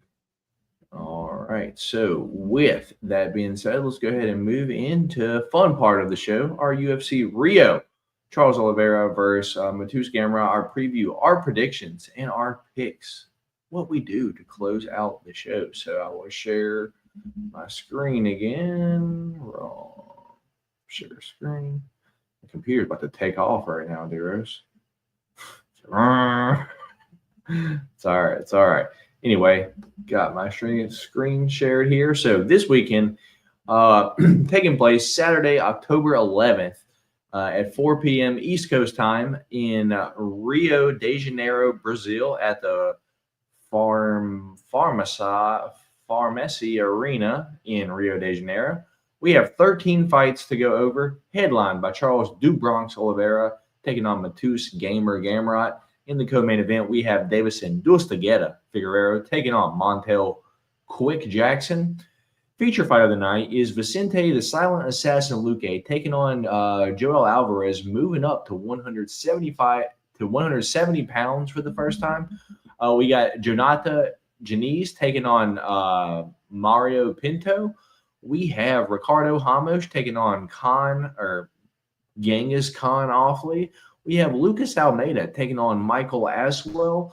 We have Jafel Filo taking on Clayton Carpenter. We have Vitor Petrino taking on Thomas the Train Peterson. We have Irina the Russian Ronda Aliskeva taking on Beatriz Mesquita, or Bay Mesquita, I believe that's what they call her. We have Lucas Rocha taking on Stuart Nickel. We have Walter Walker taking on Muhammad Usman. So we have Johnny Walker's brother taking on Kamaru Usman's brother. We have Julia Palostri taking on Karolina Kowalkiewicz. And our first fight of the night is going to be Simon Oliveira taking on Luan Lacerda. Fights that did fall off the card was Charles Oliveira versus Fiziev.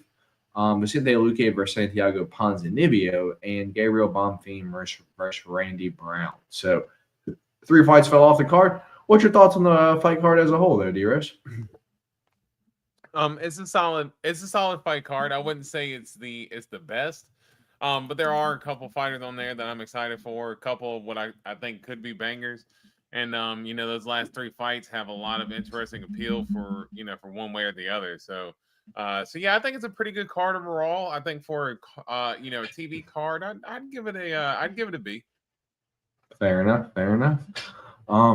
So with that being said, we will get into the first fight of the night. Let me change my tabs, which is going to be Simon Oliveira taking on Luan Lacerda, dude. Wow.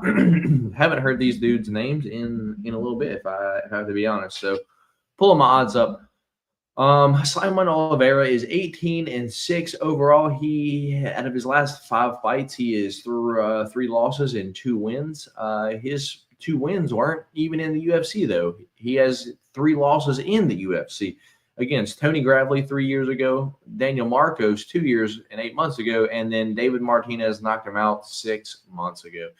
Taking on Luan Lacerda, who's 12-3 overall. Out of his last 5 fights, he has 3 wins and 2 losses, but only 2 of which were in the UFC, which were 2 losses. He lost a decision to Cody Stateman and then got TKO'd by Damon DeMonster Blackshear. Simon Oliveira is 34 years old, 5'4", 72-inch reach, while Luan Lacerda is 32 years old, 5'7", and a 71.5-inch reach. We also haven't seen Luan Lacerda in over 2 years at this point.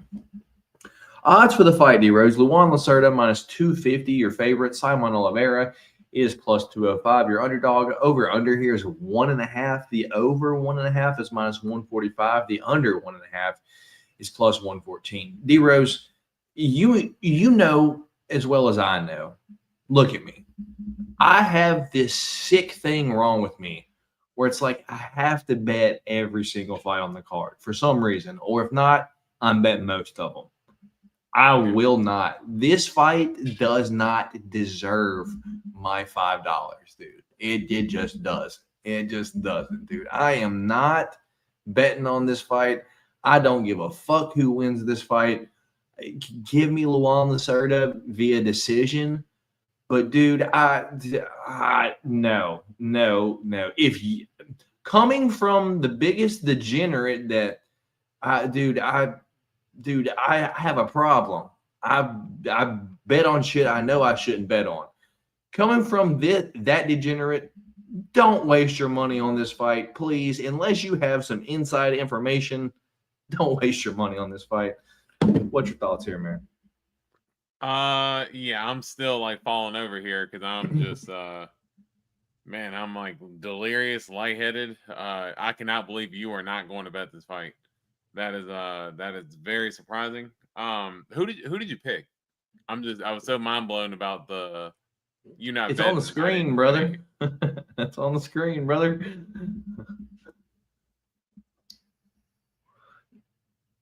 You said it's on the screen? Yeah, like you don't see. Am I not sharing my screen? Do you see my mouse? It says Lacerda via decision. Sorry. Sorry, I don't. Yeah. I had to zoom it in a little bit, but we good now. Yeah, not gonna lie, I'm not super confident in this either way. And do we know why Luan Lacerda was off for 2 years? No clue, dude, but probably just because he's ass. Yeah, very much so. Inactivity. I mean, I know Oliveira hasn't been the most active, but give me Oliveira. Who cares? Yeah, give me Simon Oliveira. I want to go decision, but again, I'm not super excited about this fight either, and I'm not with you as well. I'm not touching this from a gambler perspective. All right, let me get UFC Rio. Matt, delayed taste buds rose. D Rose and the D stands for delayed taste buds. Yep. All right. Yep. That's crazy. And you got Oliveira. All right. So, let's see. I believe D-Rose won't actually bet this, but Matt definitely. Damn it, Dave. I might take a start round 2. He's going to take an over or I something. might take a start round 2 or something like that. He will 1000% bet this, and you are right. I will stay as far away from the fight as I can. All right, moving on to the next one. We got Julia Pilastri taking on Karolina Kowalkiewicz. Psycho Julia Pilastri is 13-5 overall. Had 2 wins outside the UFC. Lost to Josephine Knudsen in the UFC. Win over Corey McKenna via split decision, and a loss to Lupe Godinez. She is 27 years old, 5'2", and a 63-inch reach, while Karolina Kowalkiewicz is 16-9 overall. Out of her last 5 fights, 3 wins and 2 losses. Win over Silvana Gomez-Juarez, win over Vanessa Demopoulos, win over Diana Belvita, lost to Yasmin Lucindo and Denise Gomes, though. She is 39 years old, 5'3", and a 64-inch reach. D-Rose, I think this probably ends up going to some kind of – I do think this goes to decision. And I just think Julia Pilastri gets the nod, man. Probably going to be a close fight, though, but yeah, exactly how I feel about Yana Santos, dude. If you can't beat Karolina Kowalkiewicz, you should not still be in the UFC, dude. She's 40 years old. There's a blueprint to beat her. Do not let this old lady beat you, dude. If you do, you should be cut from the UFC. Well, what's your thoughts here? Yeah, but there's a difference in that Karolina has been top 5 in her division at one point in time, where Yana has literally in the division full of 3 women. She was never a top 5 fighter. Hey man, she fought for the championship. What are you talking about? She did, and you were ever so believing in her. And I picked her as well. And I picked her. You did. You were ever so believing in her. You almost had me convinced there, but I didn't go with her. But I'd say Karolina, she has actually been through the mud at 115 and, fighting the best of the best for a while now, fighting for titles, fighting number 1 contenders, all that stuff. So I do think the experience plays well in her favor there.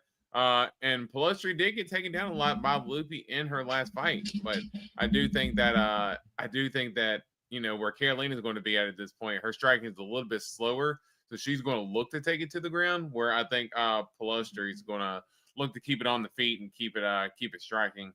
Maybe use some offensive wrestling of her own, but I think she's going to look to keep it on the feet. And I'm going to go with Pilastri by decision. Fair enough. Me too. It looks like Karolina's got a OnlyFans now, D-Rose, so not a good look. Looks like she's transforming into, post-fight career, trying to get that bag. So me and D-Rose both on Julia Pilastri via decision. Moving on, dude. Huh? I said you got to do what you got to do, man. Yeah. Would y'all ever visit Brazil on an all-expenses paid vacation? Hell yes, I would. Hell yes. New butthole on the blocks of the day. Oh my goodness. Moving on. We got the clean monster, Walter Walker, taking on Muhammad the Motor Usman. The clean monster, Walter Walker, is 14-1 overall. Out of his last 5 fights, he is 4 wins and 1 loss. His only loss is to Lucas Dretsky. Aside from that, he is heel hooked Junior Tafa, Dontel Mays, and Kennedy and Zechiku. He is 27 years old, 6'6", and a 78-inch reach. While the motor, Muhammad Usman, is 11-4 overall. Out of his last 5 fights, 3 wins and 2 losses. Win over Hamdi Abdelwahab 3 months ago. Lost to Thomas Peterson. Lost to Mick Parkin. Win over Jake Collier and win over Junior Tafa. He is 36 years old, 6'2", and a 79-inch reach. D-Rose, the odds for the fight are Walter Walker -310, Muhammad Usman +250. The under is -154 for the under 2.5. The over is +120 for the over 2.5. We don't have any props yet, unfortunately. But if we did, what would you say I like the Walter Walker sub is going to be at if he is -310? Just sub or sub round 1? Just sub. Because we don't have props yet. If he's -310, the sub is probably going to be what? Probably -180. Probably. Dude, it wouldn't surprise me. And it like, which is terrible because in his last one, dude, I got Walter Walker sub at plus 900, man. And it was his third heel hook Who did he in fight a his last row. fight? Kennedy and Zachiku. Well, that's why, because he was an underdog. Yeah. Yes, where in this way he's going to be he's going to be a pretty big favorite going into this one. Yeah, man. But he's been an underdog in every fight that he's had now, I think, aside from the first one, dude. And it looks like people are holding on to that fucking Lucas Dretsky loss like he's the worst fighter in the world, huh? I ain't gonna lie, I did. Yeah, and it's like, dude, you can keep holding on to that, but he's gonna keep burning you, dude. I don't know. I'm gonna go contrarian this week, D Rose. I'm saying that Walter Walker comes out here, and I think he ends up winning this fight via decision, dude. Give me a contrary Walter Walker via decision bet, dude. Something tells me that he ain't gonna sub Muhammad Usman. Like he's either gonna ground and pound him or he's just gonna fucking wrestle him all 3 rounds to show that he has fucking cardio to go all 3. What's your thoughts here, man? I mean, I like the pick. What's funny is that I've kind of made I don't want to say a complete 180, but I did think that Kennedy would get the job done against Walter Walker, but I think for this matchup, I think even though Mo does have the last name Usman, he is not the wrestler that his brother is, so he does take it down in his fights. Dude, he gets rocked by leg kicks, dude. It doesn't make sense. Like it's like he's like gets wobbly from a leg kick. Like, dude, you didn't get punched in the head and you're on chicken legs. Like, what's happening? Yeah. I think there's a chance that a sub can happen again here, and I'm actually going to go round 1 sub for Walter Walker here. I think he gets the takedown pretty easily. I would be the bigger guy. I'm gonna bet it. I think Walter Walker gets it done. Yeah, I'll probably still take a shot at the round 1-2 sub props, but I don't know. Something tells me that it's gonna play out a little bit different this week. But hey, we'll see. Me and D Rose both on Walter Walker, yeah. Yeah, and like I said, I'm going round 1 sub. Do you think he gets the heel hook? He'll probably go for it for sure. All right. And I think if he goes for it, he probably will get it. Yeah, all right. Fair enough. Moving on to the next one, we got Lucas Rocha taking on Stuart Nickel. Lucas Rocha is 17-2 overall, while Stuart Nickel is 8-1 overall. Rocha, out of his last 5 fights, he is 4 wins and 1 loss. His only fight in the UFC was a loss to Clayton Carpenter, rear naked choke. He is 25 years old, 5'3", and a 64-inch reach, while Stuart Nickel is 8-1 overall. Out of his last 5 fights, he is 4 wins and 1 loss. He has had 1 fight in the UFC where he lost via guillotine choke to Jesus Aguilar. But that's his thing. He is 30 years old, 5'5", and a 65-inch reach. D-Rose, I have to be honest, I don't care who wins here. I haven't done much research on these guys, and I remember the Clayton Carpenter sub happening, and I remember the Jesus Aguilar sub happening, but I think I need to go back and look more into how these guys fight. But it is pretty much a coin flip fight. Lucas Rocha is minus 118, your favorite. Stuart Nickel is minus 102.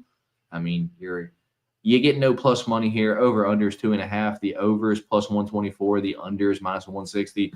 Yeah, I need to figure out how these guys fight, but I think I might take the Brazilian guy here, dude, in Brazil, as a little bit of a slight favorite. Give me him to win via submission. Let's go in round 2. What's your thoughts, man? Yeah, I think this one, good matchup. As you said, you got a hometown guy here, and Lucas Rocha. I'm not as familiar with the guys, but just from what I remember seeing from him, I would think that Rocha does have the better striking of the two. He's a little bit more sharper, and I think that having the hometown support, having that jiu-jitsu, I think Nickel's going to look to try to get the fight down to the ground, where Rocha is going to be looking to keep it on the feet and keep it standing, swinging for the most part. So Give me Lucas Rocha here. I do think Nickel is tough to finish on the feet. If he's not getting subbed. So give me a decision win here for Rocha. All right, me and DeRose both on Lucas Rocha. Moving on to the next one, we have the Russian Ronda, Irina Alekseeva, who's 5-3 overall. Out of her last 5 fights, she is 3 losses and 2 wins. In the UFC, she has had 3 fights: win over Stephanie Egger, lost to Melissa Mullins, and lost to Claudia Segula. She is 35 years old, 5'8", and a 66-inch reach, while she's taking on Bae Mesquita, who's 5-0, undefeated. This is her first fight in the UFC. She's 34 years old, 5'4", and a 66-inch reach. Currently, odds for the fight, minus 575 for Bae Mesquita, as Irina Alekseeva is plus 425, the underdog. Over-under here is 1.5, D-Rose, for a female fight. The over is minus 154. The under is plus 120. Do you know who Bae Mesquita is, D-Rose? No. Multiple-time world champion jiu-jitsu at the black belt level, which is why this 1.5 is set at, or why this fight's over-under is set at 1.5, dude, because ideally, Bae's going to go in here. She's going to take down Irina Alekseeva, and she's going to submit her in the first round, man. Because Irina, she's a fucking dumbass, dude. Let's just say it like it is. She fights people exactly the opposite way that she should fight them. So she's going to come in here and she's going to play the ground game and she's going to get submitted, dude. What's your thoughts here? Yeah, I just know that Irina Alekseeva, she doesn't make too many bright decisions from time to time in her fights. So that's dude, she fought Claudia Segula in her fucking last fight that gets taken down with, dude, no effort at all. And she didn't even shoot on her the whole fight. She just went in there and struck with her the whole fight. And she's like a fucking Muay Thai girl. Like, what the fuck? Yeah, that's that's tough. But yeah, I would just take is it Bia? Yeah. Bia Mesquita. Yeah, Bia Mesquita. I'm just gonna take give me round 2 submission here for Bia Mesquita. All right. No faith in Irina Alekseeva, dude? Not a chance. All right. Moving on to the next one.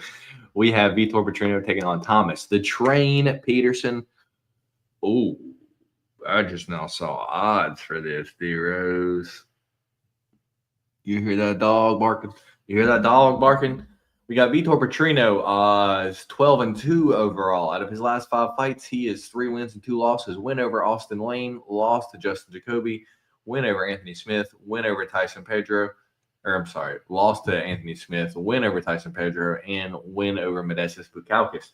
He is 28 years old, 6'2", and a 77.5-inch reach, while Thomas the Train Peterson, 10-3 overall, alternating wins and losses out of his last 5. Win over Dontel Mays, lost to Shamil Gaziev, win over Muhammad Usman, lost to Jamal Pogues, and win on the Contender Series against the fattest guy I've ever seen in Chandler Cole.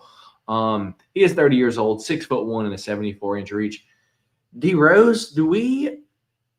I'm gonna say it like this: Vitor Petrino is a light heavyweight. Did he look swollen at heavyweight in his last fight? Yes, he did. But I still feel like he's not a natural heavyweight, as where Thomas the Train is a natural heavyweight with the heavy grappling style, dude. He'll come out here, he'll take you down, he'll lay on you, he'll beat on you. And Vitor Petrino is someone that I think kind of gasses. And if that's happening to him over and over, I think he's going to gas, man. And that being said, I think I'm going to take the dog, Thomas the Train Peterson, to win this fight. I'm going to go via decision. Watch out for that. But I'm be betting probably that 3 or decision. Odds for the fight, though, Thomas Peterson plus 240, the dog. Vitor Petrino is minus 298, basically minus 300, the favorite. Over-under is 1.5 here. The over 1.5 is minus 200. The under 1.5 is plus 154. I also don't mind that over 1.5 either, though. But yeah, I'm probably going to be betting the over 1.5 here, and Thomas the Train Peterson money line. And it looks like we got props for this fight. Thomas the Train Peterson 3 or decision is currently plus 425. Thomas Peterson via decision is currently plus 600. I'll be taking a shot at it. Heroes. Which way are you going here? Yeah, I mean, hey, with that type of odds, it's always worth a shot. For me, against Vitor Petrino at that, a guy. Let me pretend like he's a fucking world beater here. A guy who I have notoriously faded in like all of his fights except for one, and that was the Anthony Smith fight. And of course, he goes up there and gets absolutely smoked. So, but but the bad part is, I actually see where he has a favorable matchup here against Thomas Peterson, and the reason being is just because I think that Vitor Petrino is going to have the speed advantage over Thomas Peterson, and Thomas Peterson doesn't necessarily have the power to deter Petrino to do what he wants to do. Because I just think that Thomas Peterson, I'm just being honest, I just don't really think he's okay everywhere at best, but he's not really that great. So I do think that I think Petrino gets it done. I think he actually gets the takedown, struggles, gets a sub, but I think he gets a little ground and pound finish here. So give me Vitor Petrino round 2 ground and pound. All right, that's our second different pick of the night, D-Rose. So looks like Luan Lacerda, Simon Oliveira is probably going to be in there unless we start making some different picks. I definitely don't want it. Unless we make some different picks, this was going to be in there. Up next, we got Jafel Filho taking on Clayton Carpenter. Jafel Filho is 16-4-0 overall. Out of his last 5 fights, he has 3 wins and 2 losses. Win on the Contender Series, lost to Muhammad Makayev, win over Daniel Barras, win over Oda Osborne, and lost to Alan Nascimento in his last fight. But, man, he kind of dropped the ball in that fight, if we're going to be real. Anyway, he is 32 years old, 5'7" and 68-inch reach, while Clayton Carpenter is 8-1 overall. Out of his last 5 fights, he is 5-1. On the Contender Series, he did beat Edgar Chairez. He has a win over Juan Camilo Ronderos. He has a win over Lucas Rocha that we just talked about, and he lost to Tagir Ulanbekov in his last fight. But, Tagir's a big guy.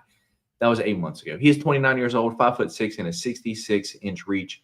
D-Rose, this one's kind of a tough one for me. I've kind of been flipping back and forth on it all week. I'm not 100% on which fighter I'm going to end up at. Odds for the fight, plus 105, Jafel Filho. Clayton Carpenter is minus 125, your favorite. Over-under here is 2.5. The over is minus 195. The under is plus 150. Off the top of my head right now, I say that American wrestling outweighs jiu-jitsu off your back. And I know Clayton Carpenter has excellent takedowns and excellent control. So I think right now I'm going to go Clayton Carpenter via decision. Could this change by the end of the week? Yeah, it could. Because as I said, I've been flip-flopping, but right now I'm on Clayton Carpenter via decision. What about you, man? Yeah, I will say I actually agree with you and say that I've actually been flip-flopping back and forth on this one a little bit as well. Where I think that both of these guys, they're good in the wrestling and I would say, man, Dave, don't be doing that now. Don't be trying to wish cast that bad stuff on me. But no, I think Clayton Carpenter, he is a good fighter. A little bit inexperienced. I think Jafel Filho, he's got some good experience against some good guys. And as you said, that Nascimento fight, he was probably a few dumb decisions away from maybe getting that fight. So give me Jafel Filho. Give me him. I think it's going to be a little bit of a scramble fest. Guys who's going to get the top position and control. So give me a decision win here for Filho. All right, me and D-Rose split for the third time of the night. I'm on Clayton Carpenter, D-Rose on Jafel Filho. Moving on, we got Lucas Almeida taking on Michael, Texas Kid as well. Lucas Almeida is 15-4 overall. Out of his last 5 fights, he has 2 wins and 3 losses. Win over Mike Trezano, lost to Pat Sabatini, lost to Andre Fili, win over Timothy Kwamba, which is kind of a good win there, and then split decision loss to Danny Silva 7 months ago. He is 34 years old, 5'11", and a 71-inch reach. While the Texas Kid, Michael Aswell, is 10-3 overall. Out of his last 5 fights, he is 3 wins and 2 losses. But in the UFC, he is just lost to Balaji Oki. He also lost on the Contender Series against Bogdan Grad as well. But, I'm not sure how I feel about blocking grab because it's kind of a little ball of fury, though. Anyway, he's 25 years old, 5'8", and a 69-inch reach. Yeah, man, this is probably one that I don't want to say I don't care about. I'll watch it, see what happens, but I don't really think I have any lean here. Neither fighter is, if I'm going to be honest, neither fighter is worthy of me betting on them, to be honest. But just like the rest of the card, hometown guy, give me Lucas Almeida. Let's get Lucas Almeida to win this fight via decision. What about you, man? Yeah, I guess he's the underdog too. Plus 114, Lucas Almeida, minus 135 as well. Yeah, he is the underdog. He's also a guy that I've kind of put some belief in over his career, and I think it was that Andre Fili fight where he ended up getting clubbed and put out. Where I was like, man, you really burned me, man, because I thought he was going to go in there and knock out Andre Fili, and Andre Fili put him out pretty easy. So that was pretty disappointing there. And I do think that as well as tough as can be, Almeida has good striking, but he does get tired as the fight goes. Where I think as well, he might not be as technical of a striker, but he's got a little bit more of that dog in him to where he's willing to go in there to scrap it out. He took some of Blagioki's best shots. And Blagioki, I don't even think Blagioki really hurt him at all. Like Michael Elswell still walked forward. He just didn't have enough power to hurt Oki at 155. So being down at 145 is more of his home. Give me Michael Aswell by I'm gonna say by decision in a pretty grueling, but I think this will be a fun fight. No, all right. Looks like we got enough to pick now, D-Rose. That's our fourth different pick on the card. So moving on to the next one. We've got Ricardo Ramos, the spinning back elbow king, if you will, taking on Genghis Khan Awfully. Have to make the joke, dude. He lost awfully bad. He looked awfully bad against Muhammad Naimov and against Marion Sanchez, just like his name implies. Anyway, Ricardo Ramos, of his last 5 fights, 2 wins, 3 losses, win over Dane Chavez, lost to Charles Jourdain, lost to Julian Erosa, win over Josh Kulabau, and lost to Chepe Machine Gun Mariscal 6 months ago. He is 30 years old, 5'9", and 72-inch reach, while Khan Awfully is 11-4 on the other hand. When not in the UFC, lost in the UFC to Marion Santos and Muhammad Naimov, which is not too surprising. He is 32 years old, 5'7", and a 66-inch reach. D-Rose, for me, this is one where I just don't know if Khan Awfully is UFC level. We saw him on The Ultimate Fighter. He didn't win there. As where we've seen Ricardo Ramos have some wins inside the UFC. Are they crazy? Yeah, but they're fun, and he's a fun fighter. I'm going to give Ricardo Ramos to get back on the track this weekend, getting another knockout. Let's go spinning elbow knockout round 2, D-Rose. What's your thoughts here? Yeah, that's a good pick. And I mean, for me, Ricardo Ramos, who did he fight? Was it Chepe in his last fight? Yes.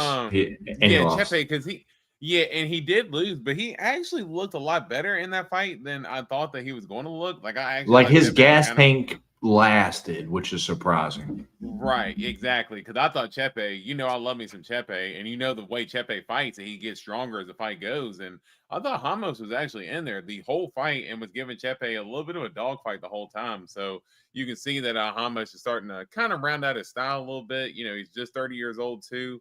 I think he's got some good experience. Khan Awfully, losing to some pretty decent guys. Myron Santos, that knockout there for the Ultimate Fighter was absolutely brutal. And was that the card? Was it the Ultimate Fighter card or he landed that? Yeah, he landed that flying knee. That was absolutely nasty. And then for losing Naimov, that's not like terrible losses, but I do think that I hold Ricardo Ramos in higher regard than those fighters. So give me Ricardo Ramos here. I think it's a tough fight though. I think it goes to a decision. But give me Ricardo Ramos to get it done. Fair enough, dude. We'll move on to the next one where you have Jonathan Janice taking on Mario Pinto. Jonathan Janice is 9-1 overall. He is 34 years old, 6'4" and a 79.5-inch reach. Out of his last 5 fights, he has 4 wins and 1 loss. Win in the Contender Series against Eduardo Neves. Knocked out Austin Lane in the UFC. With a decision win against Carl Williams in the UFC. Lost against Marcin Tybura, where he got knocked out. Surprising. And a win over Alvin Hines, which Guzzi was on all his steroids and got popped, and I think he's cut from the UFC now. On the other hand, Mario Pinto is 10-0, undefeated. He's had 1 fight in the UFC. Austin Lane knocked him out. He is 27 years old, 6'5" and a 79-inch reach. D-Rose, I'm going to let you go first here. I have a contrary pick, I believe. Odds for the fight, Jonathan Janice minus 135, Mario Pinto plus 114. I guess it's kind of a close fight. What's your thoughts here, man? Yeah. So I was gonna say it's a close fight, and I mean I know the odds indicate that, and I think on paper it's a very close fight. I think the quicker of the two, and I would say the quicker, maybe not the better footwork, but definitely the speed advantage would be on Mario Pinto's side. Where I think the technical ability would be more on the Johnson Janice side. And for me too, I do think that Johnson Janice does have a little bit more experience in the UFC right now. I know Mario Pinto's on a little bit of a roll, but yeah, I like the experience that Johnson Janice has been able to accrue at this point against guys like Marcin Tybura and guys like that, to where I think Mario Pinto's still kind of learning at this point in the early career.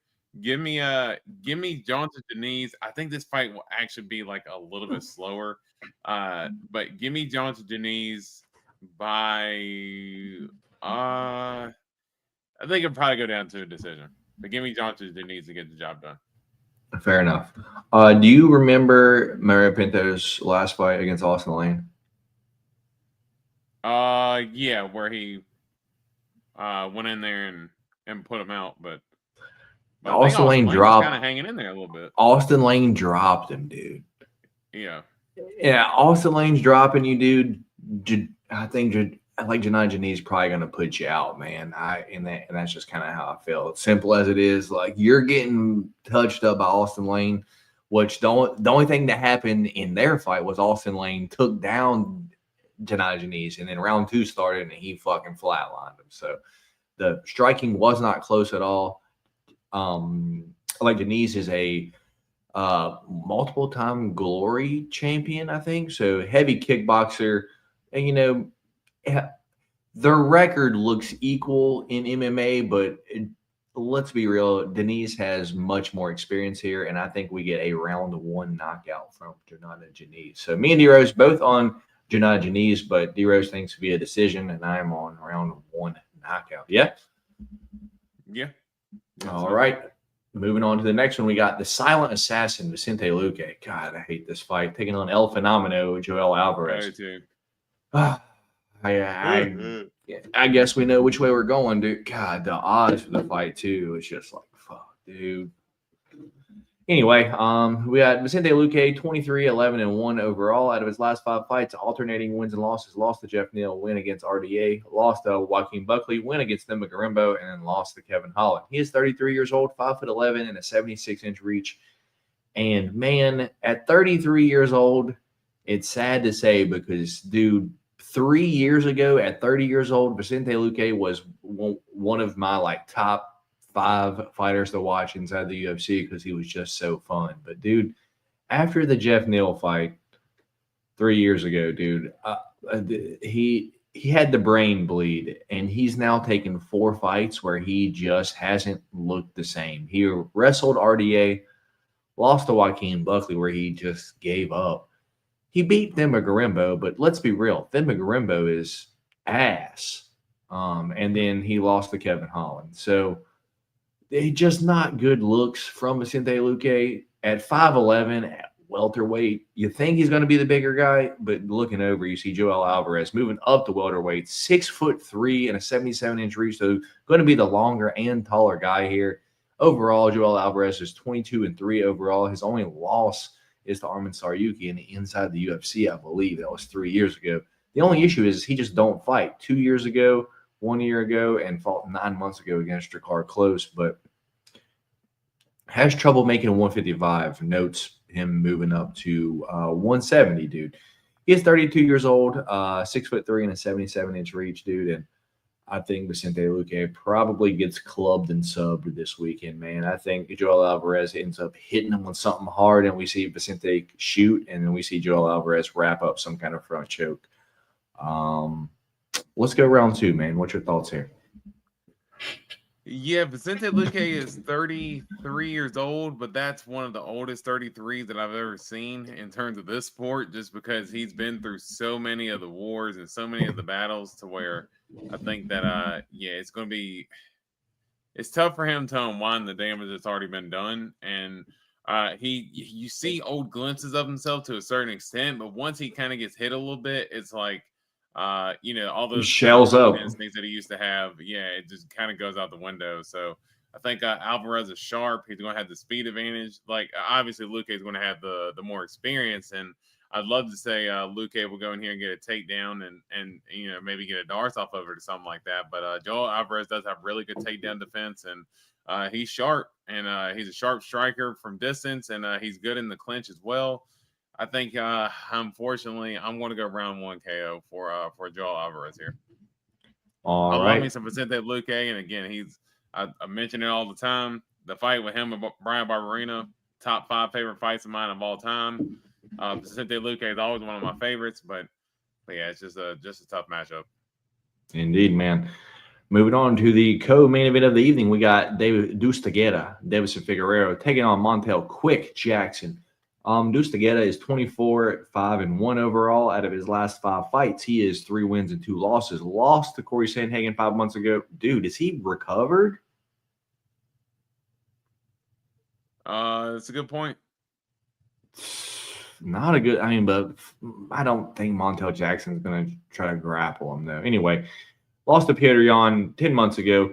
Win over Marlon Vera, Cody Garbrandt, and Rob Font, all at 135. He is 37 years old, 5'5" and a 68-inch reach, while Montel Quick Jackson's 15-2 overall. He is 33 years old, 5'10" and a 75-inch reach. Yeah, man, what's odds for this?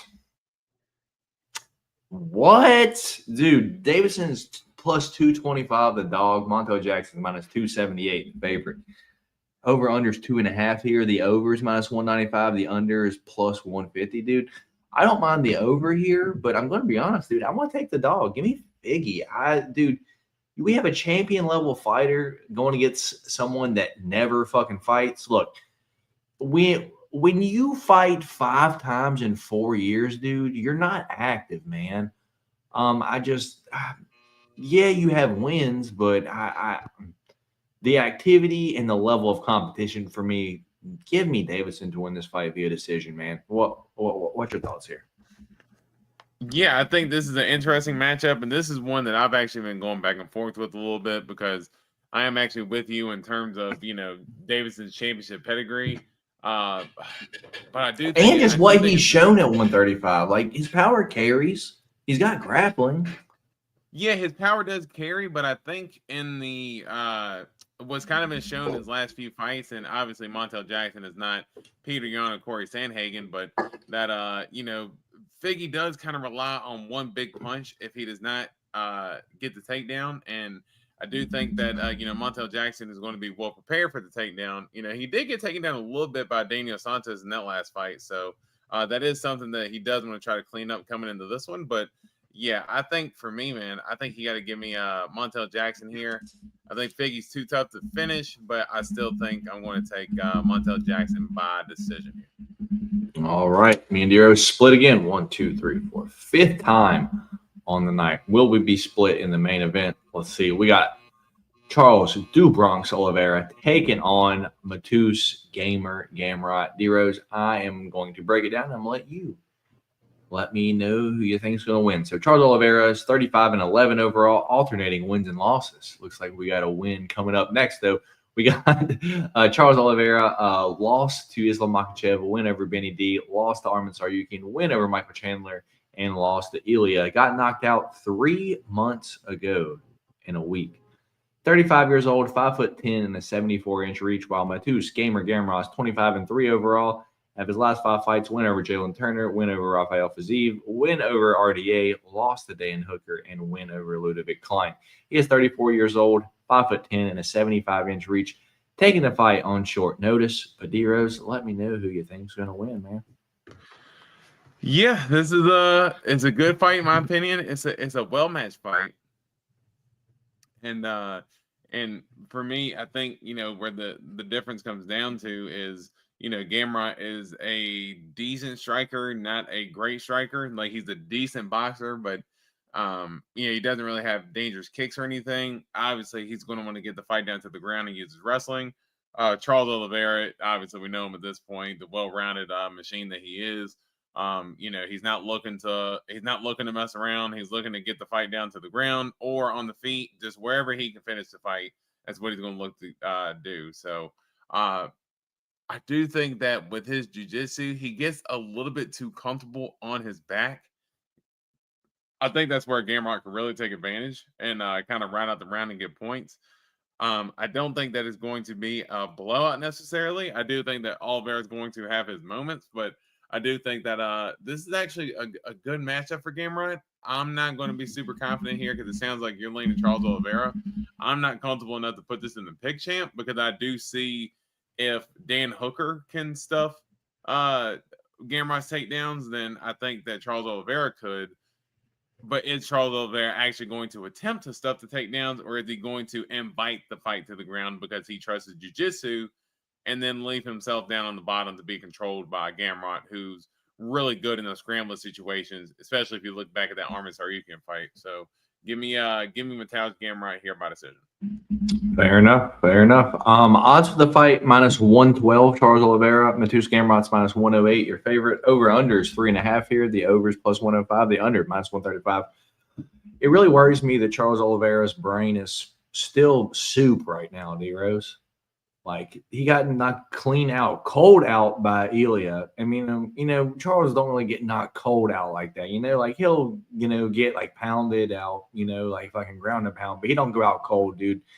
The Ilya knockout was 3 months ago, man. And that does worry me quite a bit.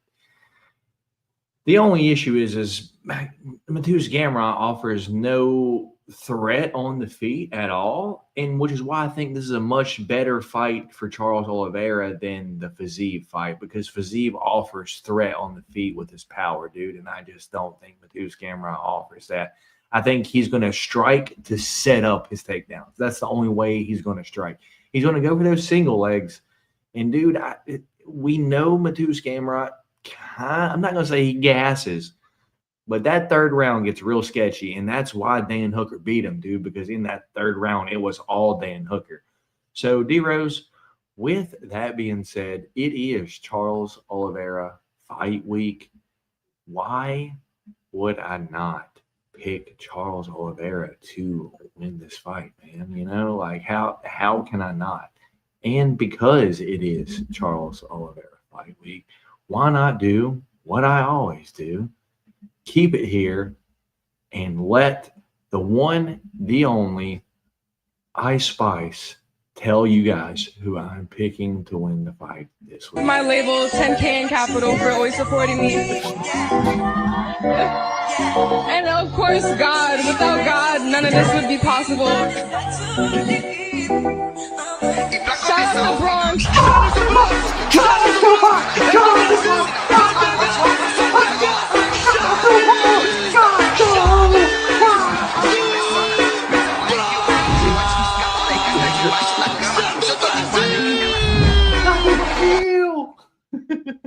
Dude, Bronx, baby. Dude, that's my favorite edit ever. I don't care what anyone says, dude. That's hands down the best edit out there, dude. Shout out to Bronx, Ice Spice, Charles Oliveira, dude.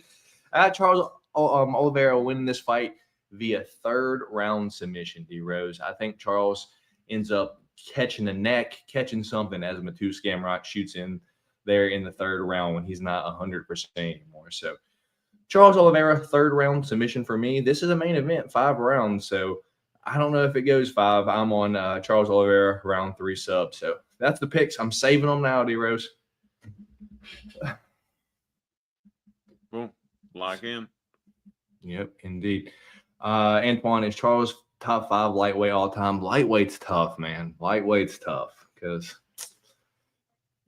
man, Islam, BJ Khabib. Penn, Habib, Islam.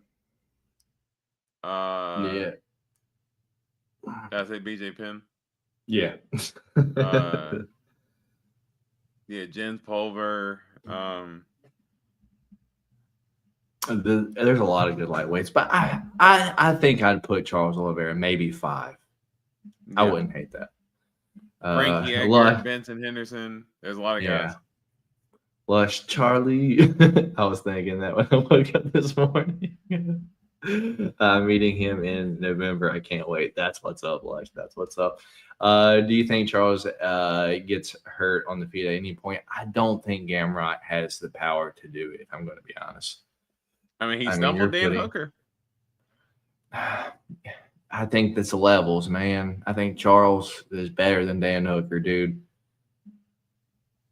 I mean, I do too, but Charles Oliveira, as you said, just got severely concussed 3 months ago. So yeah, brain turned to soup. Yeah. Anyway, he's got the most finishes of all time. All right, so D-Rose, we have 1, 2, 3, 4, 5, 6 different fights. Oliveira, you're going Gamrot. Would you like me to let you know what the 6 different ones are, and let you pick the 3? I believe I know all the ones that we got. So, and this is not super easy, but I am going to take Vitor Petrino and Thomas Peterson. Okay. I know you got Thomas Peterson there. Mm-hmm. Give me Michael Aswell and Lucas Almeida. Okay. Even though Michael Aswell's the favorite, he doesn't really deserve to be. I mean, Okay. that's very easy to say. And give me the main. Nah, give me the co-main. Co-main. Biggie and Montel Jackson. Montel Jackson. All right. What's the backup out of Lacerda, Oliveira, Carpenter, Filo, and the main event? Carpenter, Fio for the all right backup. Because we're in Brazil, these Brazilians like to miss weight, so we'll see what happens. Yeah, very much so. All right, we got Give a little Ricardo fat ass Hamish I on can. we got Lucas Almeida and Ricardo Hamish on the same card, dude. One of them's gonna miss weight. True. Just what happened. True though. All right. Let's see. Let's hope D-Rose got enough beats. Hell, I've almost ate the whole damn box at this point, dude. It might be time for a new box.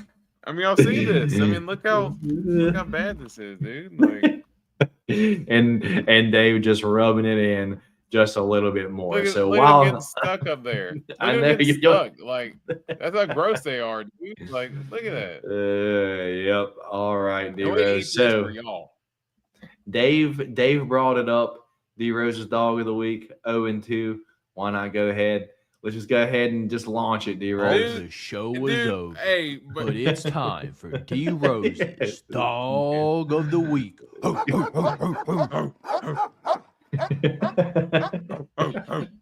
Hey, man, it's so like the 2 dogs I chose. Week 1, Charlie Campbell drops Tom Nolan in the first round, and then goes on to get finished. So like the fight starting, and you're like, oh shit, D Rose is on to something here. And then all of a sudden, Tom Nolan gets the finish.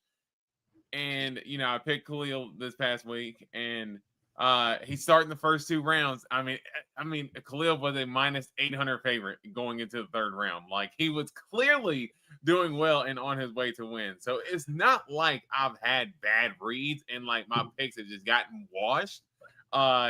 They have been winning the fight, and then they go on to lose. So let's be fair there. I have had a good feel.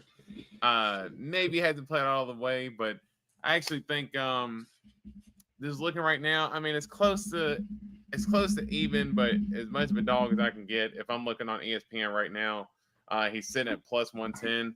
Give me Jaffa Fia to get the job done this week. I wasn't super confident to put him in the pick champ. I'm just trying to get a win in pick champ at this point, honestly. So man, I just need to get a win and break the streak. Then I'll throw a few more dogs in there, but I just need to break the streak real quick, and then we'll try to throw a few more dogs in there. But give me Jaffa Filio as our dog of the week. All right, dude. And that's a wrap on D-Race's Dog of the Week, folks. Name. It's fun while it lasted, guys. Because we said it when we started. Once it goes, if it goes 3 weeks in a row losing, it's done. Like, so you can lose 2, win 1, and it restarts. But damn, D-Rose, you ain't even won yet. You're about to just go 0-3 off the jump. These circumstances are wild, dude. These circumstances are wild. It's not even dude, the ladder lasted longer. Man, what we won on the ladder? I mean, come on now. Oh my goodness. 700. Oh, it shows that he's good, Antoine. Better than the past few months. I'm just not looking forward to moving him to Texas. So it is what it is. I told you, you're self-sabotaging. You don't want to do this shit. You're like, let's get this shit over with, so I ain't gonna do it no more. How? I've almost called 2 of them right. It's not even like I'm done. It's not even like I'm just mailed it in. Your boy's this close to getting them done. We gonna bring it home this week. Like I said, we changing these picks up and we bringing it home this week. Jaffa Fia is gonna go out here and get the Scramble Fest done, and we getting the dog of the week next week for you boys too. All right, D-Rose, you heard it here. D-Rose's dog of the week, Jaffa Filo. So that's gonna be it for the show. 2 hours. A little bit over 2 hours, 15 minutes here tonight. Was a long show, but we had good fights this past weekend. We had good contender series last night. There was a little bit of news, but lots of fights to talk about for this upcoming weekend. And once again, this will be the last time that I ever podcast right here. I'm done. I'm out of here. Next Wednesday, I am on my way to Texas. So next Wednesday, the podcast will be in a hotel room. Hopefully, it's somewhere semi-decent, not like a fucking Motel 6 or 8. Would like to stay away from the numbered hotels, but yeah.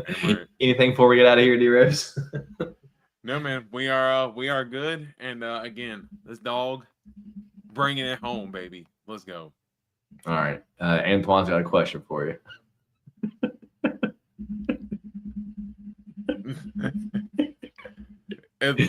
Well, you know what, Antoine? Luckily, we have not had our trash hit just yet.